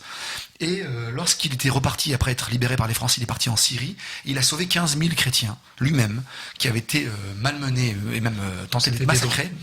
Des Druzes qui les avaient voilà, par une minorité en fait druze, mais bon, qui sont des musulmans quand même s'ils sont considérés comme une secte par les musulmans. Et donc ils s'étaient pris aux chrétiens. Et l'émir Abdelkader avait pris son armée d'Algériens qui vivaient, c'était 1500 Algériens à l'époque à vivre à Damas, et il a protégé, sauvé ces chrétiens. Et un autre grand moujahid, grand combattant de la même époque, contemporain, l'imam Shamil, a écrit une lettre, alors que lui est en pleine guerre contre les chrétiens russes, pour féliciter, on voit le grand esprit de ces hommes, pour féliciter l'émir Abdelkader, et il lui dit une chose, il cite un hadith dans sa lettre. Donc c'est une parole du prophète. C'est dans le livre ? Alors il le citait dans le livre, page 138. Donc 138. Il cite sur plusieurs pages l'histoire de l'émir Abdelkader, et il cite toute une partie de cette lettre de l'imam Shamil, donc combattant contre les Russes, qui vante un autre frère de religion qui a protégé des chrétiens, et il lui rappelle le hadith. Alors il dit, l'imam Shamil, je fus stupéfait de l'aveuglement des fonctionnaires musulmans qui se sont plongés dans de pareils excès, oubliant les mots du prophète, sallallahu alayhi wa sallam, et là il cite le hadith, quiconque se montre injuste envers un dhimmi, quiconque lui fera du tort, quiconque le privera de quoi que ce soit sans son consentement, c'est moi, donc le prophète, qui serai son accusateur le jour du jugement. Oui. Donc c'est un hadith qui, à lui tout seul, suffirait à résumer la position de l'islam par rapport aux dhimmi, puisqu'ils ont fondamentalement, l'empire musulman, le chef d'État, a le devoir de protéger la croyance, donc la conscience, la croyance, la pratique et les relations sociales des minorités religieuses. Ils doivent tout faire en sorte que ça puisse être garanti. Et dans le livre, il montre à plusieurs reprises que ça a bien été fait à de très nombreuses reprises dans l'histoire. Et ça va de soi, mais on l'a déjà dit dans la première partie de l'émission, c'est que dans ce statut, évidemment, ils continuent de pratiquer leur religion. Bien évidemment. En toute liberté. Et ils ont le droit de construire des temples. La manifester. Tout à fait. Et on entend régulièrement, oui, il n'y a pas d'église dans les pays musulmans. Alors, premièrement, c'est faux. Et deuxièmement, c'est encore faux aujourd'hui. C'est faux encore aujourd'hui. Et en plus, dans l'histoire, ils ont été, au contraire, autorisés à construire, alors que c'était une chose impossible en Europe. Pour le coup, on ne construirait pas de mosquée. C'est très récent, le c'est phénomène très des mosquées récent en Europe. Alors, l'autre point... Oui, j'allais dire, parce que le deuxième reproche qu'on fait à ce statut, c'est qu'en plus, c'est un statut payant. Voilà. Parce qu'en fait, le dhimmi doit verser, justement, une jizya, on dit. La jizya. Alors là, ça, c'est vraiment l'argument, on doit le dire de mauvaise foi, quand on entend ça dans les médias. Pas tous les jours, mais là, je me fais presque le porte-parole des islamophobes. Alors, effectivement, C'est carrément mal. Sors de ce corps. Mais les non-musulmans devaient effectivement payer un impôt qui s'appelle jizya. Mais cet impôt a une fonction bien précise. Alors, premièrement, il ne paye pas la zakat. Et deuxièmement, cet impôt est venu remplacer le service militaire. Alors, pour bien comprendre, donc, les musulmans, donc, en termes musulmans, doivent payer un impôt légal, voilà, qui s'appelle la zakat. Voilà, donc ça, c'est un impôt obligatoire. Voilà. Mais c'est comme c'est un pilier dans la religion, forcément, il ne peut pas s'appliquer à un non-musulman. Voilà, donc ils ne payent pas cette zakat, mais eux payent cette jizya à la place. Ce qu'on appelle la capitation en française. Et qui est aussi dans l'impôt. C'est un impôt. C'est ça, et puis cet impôt qui a aussi une fonction sociale, c'est une fonction de redistribution. Tout à fait, et qui est on est dans des époques de contrat, il ne faut pas l'oublier, et qui est comme un contrat. Je te protège, tu paies un impôt en échange, mais surtout, une chose très importante, c'est que cet impôt vient se substituer au djihad. Et en réalité, donc, à la guerre de défense. Voilà, disons. c'est-à-dire que l'empire musulman doit défendre, s'il le faut, par son armée, les minorités religieuses, mais ces minorités religieuses ne sont pas obligées de participer à la guerre. Ce qui fait que c'est arrivé dans l'histoire que des non-musulmans s'insèrent dans l'armée musulmane, et là, dans ce cas-là, la jizya est relevée. Ils ne la payent plus, puisqu'ils participent au service militaire. En toute logique, ils ne devraient pas participer, ils ne sont pas tenus, mais s'ils le font, en plus, on lève cet impôt parce qu'on considère que ça serait injuste. Donc on est vraiment dans le chemin de la mauvaise foi quand on critique cet impôt dans les médias. Alors, rapidement, la source de ce statut de dhimmi, c'est donc ce pacte de Najran qu'a conclu le prophète avec les chrétiens de la région donc de Najran. Et la source qui est citée par Baradouli, encore l'historien arabe,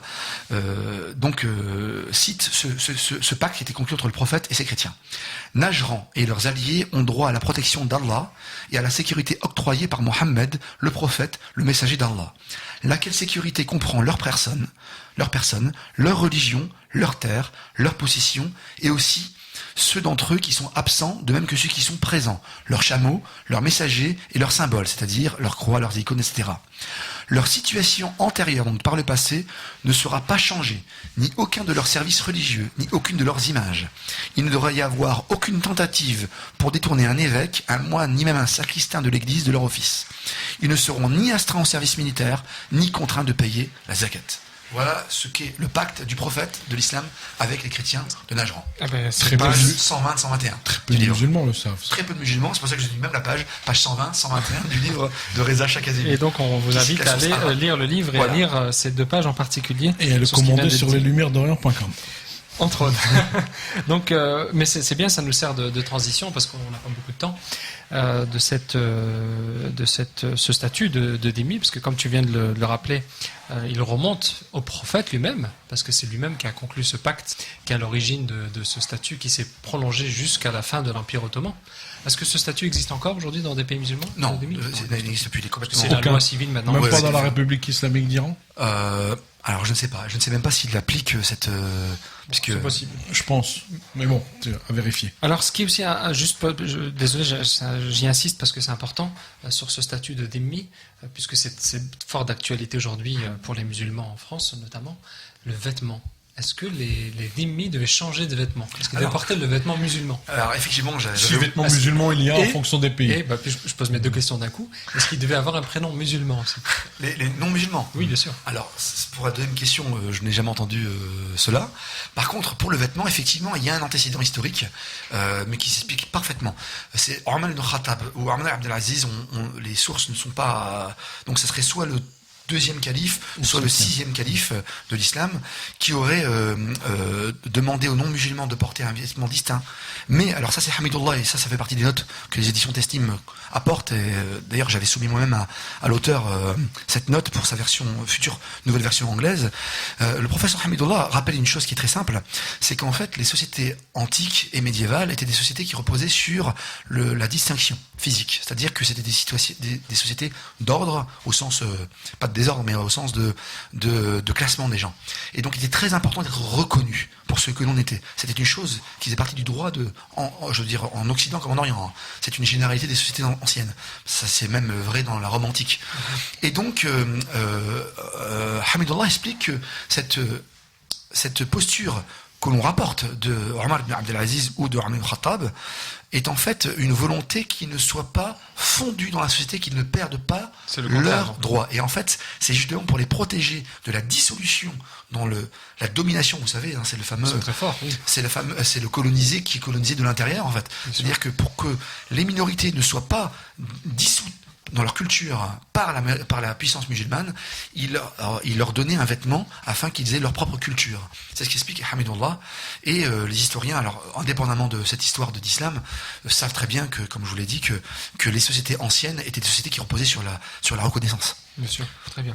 Bon, en tout cas, il n'y a jamais eu de vêtements imposés Non, dans l'histoire de c'est- l'islam. en fait, on ne s'est même pas vraiment attesté. Ou en empêchés réalité. même, parce qu'en fait, on s'en occupe Voilà, pas. non, c'est même pas réellement attesté, Très bien. historiquement.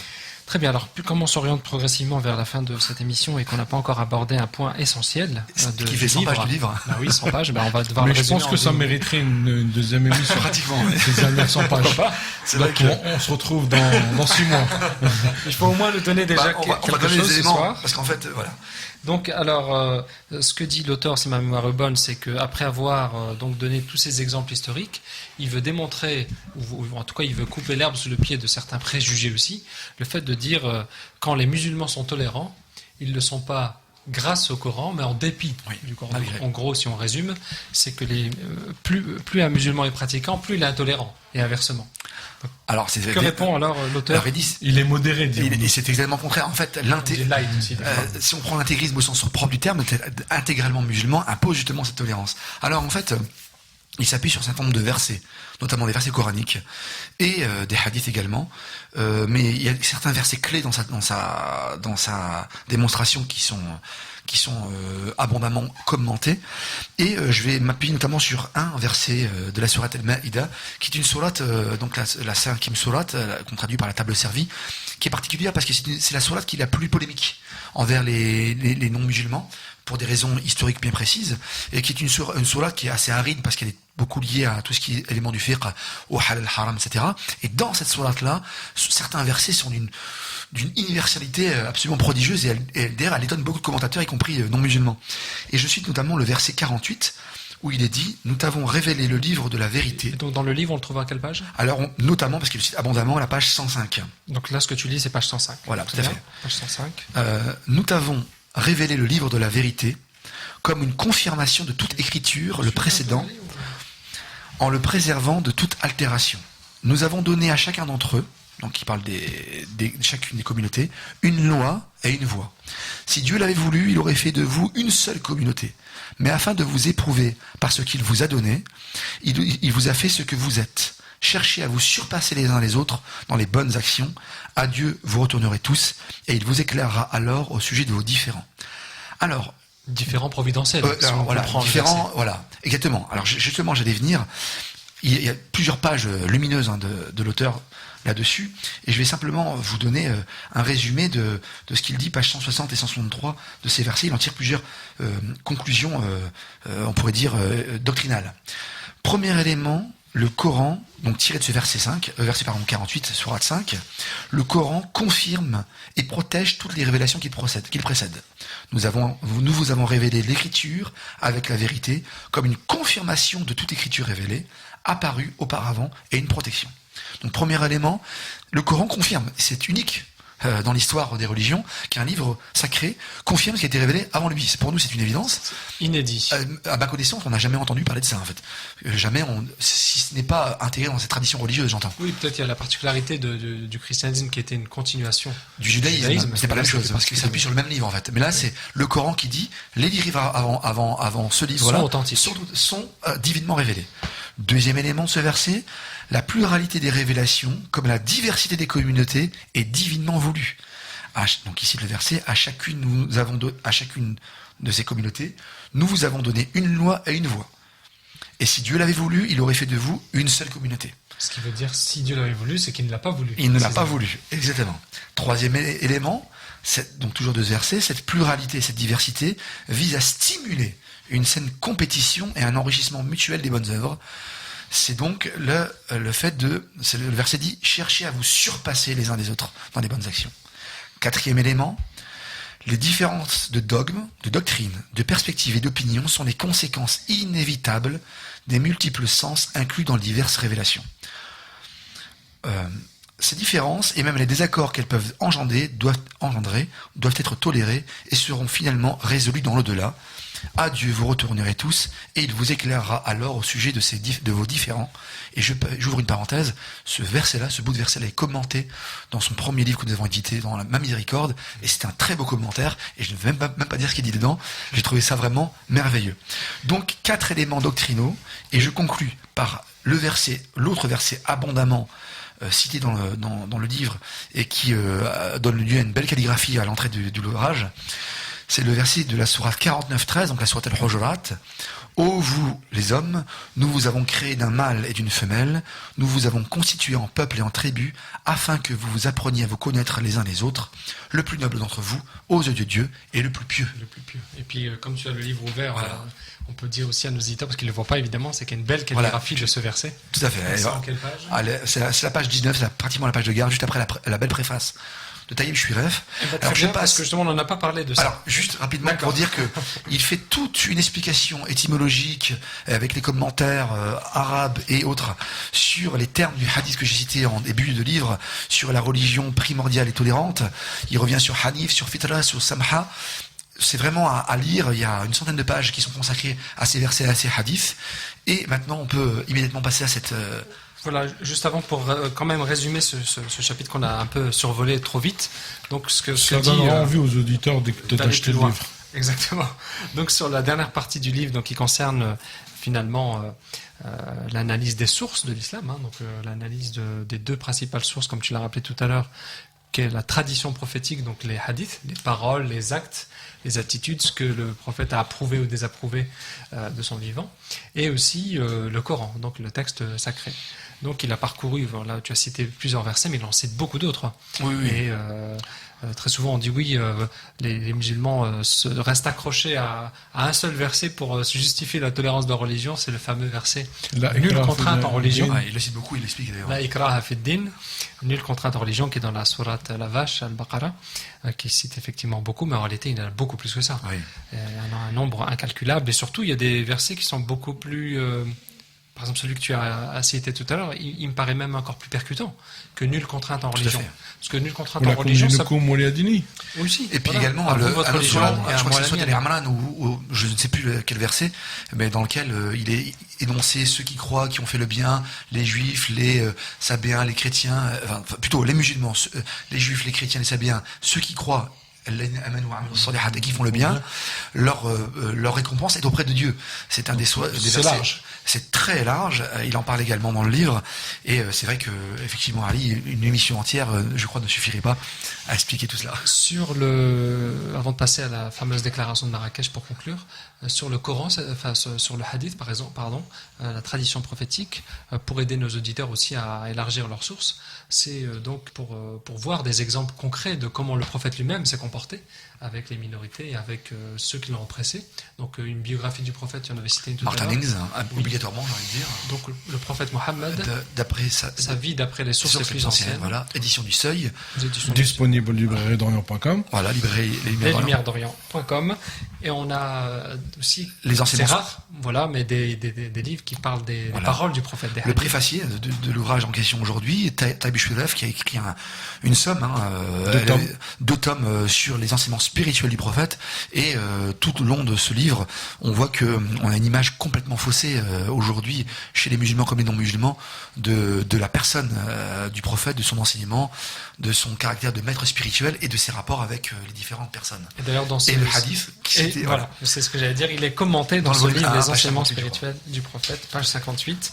Donc pour conclure et pour laisser nos auditeurs ensuite poursuivre leur étude en lisant l'ouvrage et en le faisant connaître, parce qu'il faut aussi rappeler qu'on a parlé aussi des qualités du livre, qu'il est bien écrit, qu'il est bien présenté, mais ce qu'il faut surtout rappeler, c'est que un bel ouvrage comme ça, il ne faut pas le laisser se noyer dans une multitude d'ouvrages islamophobes. Il y a très peu de choses qui s'écrivent pour décrire la réalité de l'islam, très peu de choses qui s'écrivent par des gens sérieux, parce qu'il y a aussi parfois des apologues de l'islam qui défendent très mal l'islam en exagérant. Donc, tu peux pas dire plus. Je peux pas dire plus. Non, peu importe finalement. Mais ce qui est certain, c'est que nos auditeurs et tous ceux qui écouteront cette émission aussi sur YouTube, parce qu'on la mettra en ligne prochainement sur la chaîne de Les Lumières d'Orient, il faut aussi que vous parliez des ouvrages qui sont présentés ici, en particulier de celui-ci, autour de vous. Et c'est un ouvrage, tu m'arrêtes si je me trompe, Daoud, qui intéressera aussi fortement les non-musulmans. Tout à fait. Il est vraiment, pour les non-musulmans, il sera une découverte, et pour les musulmans également. C'est tout public, c'est pas du tout adressé à un public musulman. Donc on va conclure en quelques minutes sur la préface de Taïeb Shuref, où d'abord il donne une très bonne introduction à l'œuvre de Reza Shah Kazemi, mais surtout il parle de la déclaration de Marrakech. C'est une déclaration qui est très intéressante, tu vas nous en parler rapidement, et qui, moi, ce qui m'a frappé le plus, c'est de la découvrir dans ce livre. Oui. Et comment se fait-il qu'une déclaration si importante soit complètement passée sous silence? Parce qu'elle est justement noyée, comme il faut pas que ce livre soit noyé, elle a été noyée dans un concert d'informations, soit inutiles, soit fausses, soit anodines. Alors, de quoi ça parle? Alors en fait, c'est une déclaration qui est fraîche, en plus, elle est du 27 janvier 2016. Et donc, d'ailleurs, on a la réponse à la question. L'édition anglaise du livre de Kazemi est de 2012. Et donc, en tout cas, en 2016, on a une réunion qui est organisée au Maroc, donc, qui est organisée par le ministère des Habous, donc des affaires religieuses du Maroc, et qui réunit 300 personnalités. Donc, on a des intellectuels, on a des ulémas, des mouftis. Du monde entier. Du monde entier et de tous les rites. C'est important. Donc, pas que des musulmans. Non, de j'ai tous tous les rites, courants de l'islam. voilà, Pas de que les l'islam. sunnites. Voilà, pas que les sunnites, et au sein des sunnites, les diverses traditions, et qui a débouché sur une déclaration officielle. Le Taïb Shuref donne le lien dans le livre en note sur le site gouvernemental marocain, à page 14. Page 14 du livre. Donc, et il a en fait traduit, Taïb Shuref, cette déclaration. Alors, je peux pas la lire parce qu'elle elle fait 3 pages, 4 pages presque. Mais en somme, elle rétablit ce dont parle l'auteur du livre ici. Elle rétablit la divine volonté dans la pluralité des cultures, des langues, des races entre guillemets et des religions. Et que le but suprême de l'islam, c'est la paix. La paix est la devise de l'islam, dit la déclaration. Et il rappelle une chose qui devrait être répétée inlassablement. C'est le 6e point de cette déclaration. Dieu le Très-Haut a envoyé notre prophète Mohammed, sur lui la grâce et la paix, comme une miséricorde au monde. C'est pas un hadith daïf, cette phrase. Au monde C'est au un verset pluriel. du Coran, au monde en pluriel. C'est un verset coranique, sourate 21, verset 107. Nous t'avons seulement envoyé comme une miséricorde pour les mondes. Donc, Taïb Shuref donne plusieurs, De longs passages de longs cette passages déclaration de cette qu'il a traduit. de cette déclaration qui est fondamentale, et parce que Taïb Shuref le rappelle, il conclut là-dessus en disant que l'esprit de tolérance est encore aujourd'hui un fait. Il est encore possible aujourd'hui, c'est pas seulement une belle histoire qu'on raconte à nos enfants avant de dormir, elle est encore possible aujourd'hui, il y a encore des gens qui le portent. On me dit dans l'oreillette qu'il y a aussi des autorités chrétiennes qui étaient présentes. Ah, très bien. Pour conclure juste la dernière phrase de cette déclaration de Marrakech, en conclusion, les participants déclarent que il n'est pas autorisé d'instrumentaliser la religion aux fins de priver des minorités religieuses de leurs droits dans des pays musulmans. Ça résume Très bien. cet ouvrage. L'esprit de tolérance en islam, fondements doctrinaux et aperçus historiques, préfacé par Taïb Shuref aux éditions Tasnim de Reza Shah Kazimi. Disponible donc sur leslumièresdorient.com pour la somme de 15 € Modique seulement. somme, un investissement. Daoud, eh ben, Allah yabarak fik, très bonne émission comme d'habitude. Merci. Au Ali. plaisir, tu es bienvenu. Merci. Quand tu veux, 1 fois par mois, 2 fois par mois. On espère t'avoir avec nous très prochainement. Omar, fidèle au poste. Bah oui, On se alhamdoulilah. retrouve Surtout le pour mois évoquer des prochain sujets avec comme Taïeb. ça. Inch'Allah. Donc, on se donne rendez-vous, nous, vendredi prochain. Nous n'avons pas d'émission. Vous avez le plaisir de réécouter une émission qui a eu lieu pendant le mois du Ramadan. C'est Louisa Kerkouche Zenak qui a fait une émission sur les enfants à haut potentiel. Vous aurez l'occasion de réécouter cette émission qui a eu lieu pendant le Ramadan. Omar, tu voulais rajouter quelque deux chose? petites choses, juste pour rappeler qu'il y a deux séminaires, enfin deux stages organisés par les Lumières d'Orient. Le séminaire que tu as cité tout à l'heure à la pause, donc c'est Le 15 et 16 octobre. à Beaulieu, qui est auprès de Compiègne, donc à mi-chemin entre Lille et Paris. Il y a encore quelques places. C'est un séminaire qui se déroule sur 2 jours, hébergement sur place. Sur la Pension page complète. Facebook des Lumières d'Orient. Voilà, et qu'on trouve aussi sur la première page, donc dès qu'on se connecte au site leslumièresdorient.com, on le voit défiler l'annonce pour ce séminaire. Donc c'est avec le professeur Taïeb Shuref, et le thème du séminaire, c'est la foi et la spiritualité dans le cadre du mariage et de la famille. Deuxième événement aussi qui est organisé par les Lumières d'Orient, c'est un stage de musique orientale qui se déroule à Djerba, qui dure 1 semaine, du 26 octobre prochain au 1er novembre, pour aussi un tarif qui défie toute concurrence. Selon qu'on prend pension complète ou demi-pension, on est aux alentours de 400 €, avec un grand spécialiste de la musique orientale en France, donc qui a été professeur de conservatoire pendant très longtemps dans le sud de la France. Il maîtrise un grand nombre de styles musicaux, pas seulement andalous, d'ailleurs il connaît aussi très très bien la musique tzigane, et il sera présent à Djerba pendant 1 semaine avec des stagiaires qui peuvent être des musiciens évidemment, mais ça peut être aussi des débutants qui n'ont jamais touché un instrument de musique, qui ne savent même pas lire, comme on dit, la lecture musicale, savoir lire des partitions. Donc c'est du 25 octobre au 1er novembre. Avec Marc Loupuit. Avec Marc Loupuit, qui est pardon, j'ai pas- passionnant à écouter. Oui, alors, aussi bien Tout à ça est jouer disponible sur le qu'à site. parler. leslumièresdorient.com, vous aurez toutes les informations. Marc Loupuit, qui est non seulement un grand musicien, un professeur de musique, qui la pratique lui-même, mais aussi un historien de la musique. Et donc il est vraiment passionnant. Donc pendant le stage, il donnera des stages pratiques pour s'initier à la musique, au chant, mais aussi il donnera des aperçus historiques sur la musicologie, comme on l'appelle. Merci à toutes et à tous de nous avoir écoutés ce soir sur Pastel FM. Il est 22h08. Nous allons rendre l'antenne. J'en profite pour remercier À la technique, notre ami Aïssa et aussi notre ami Farid, à qui on va dédicacer la dernière musique que vous entendez déjà. Il se reconnaîtra. Et évidemment, un grand merci à Daoud, notre invité de ce soir, pour avoir partagé avec nous cette présentation de cet ouvrage très important. Merci à Ali et bonsoir à toutes et à tous. Excellent week-end et on vous dit à très bientôt, vendredi prochain à 20h, Inch'Allah. Wassalamu alaikum wa rahmatullah. Wa alaykum salam.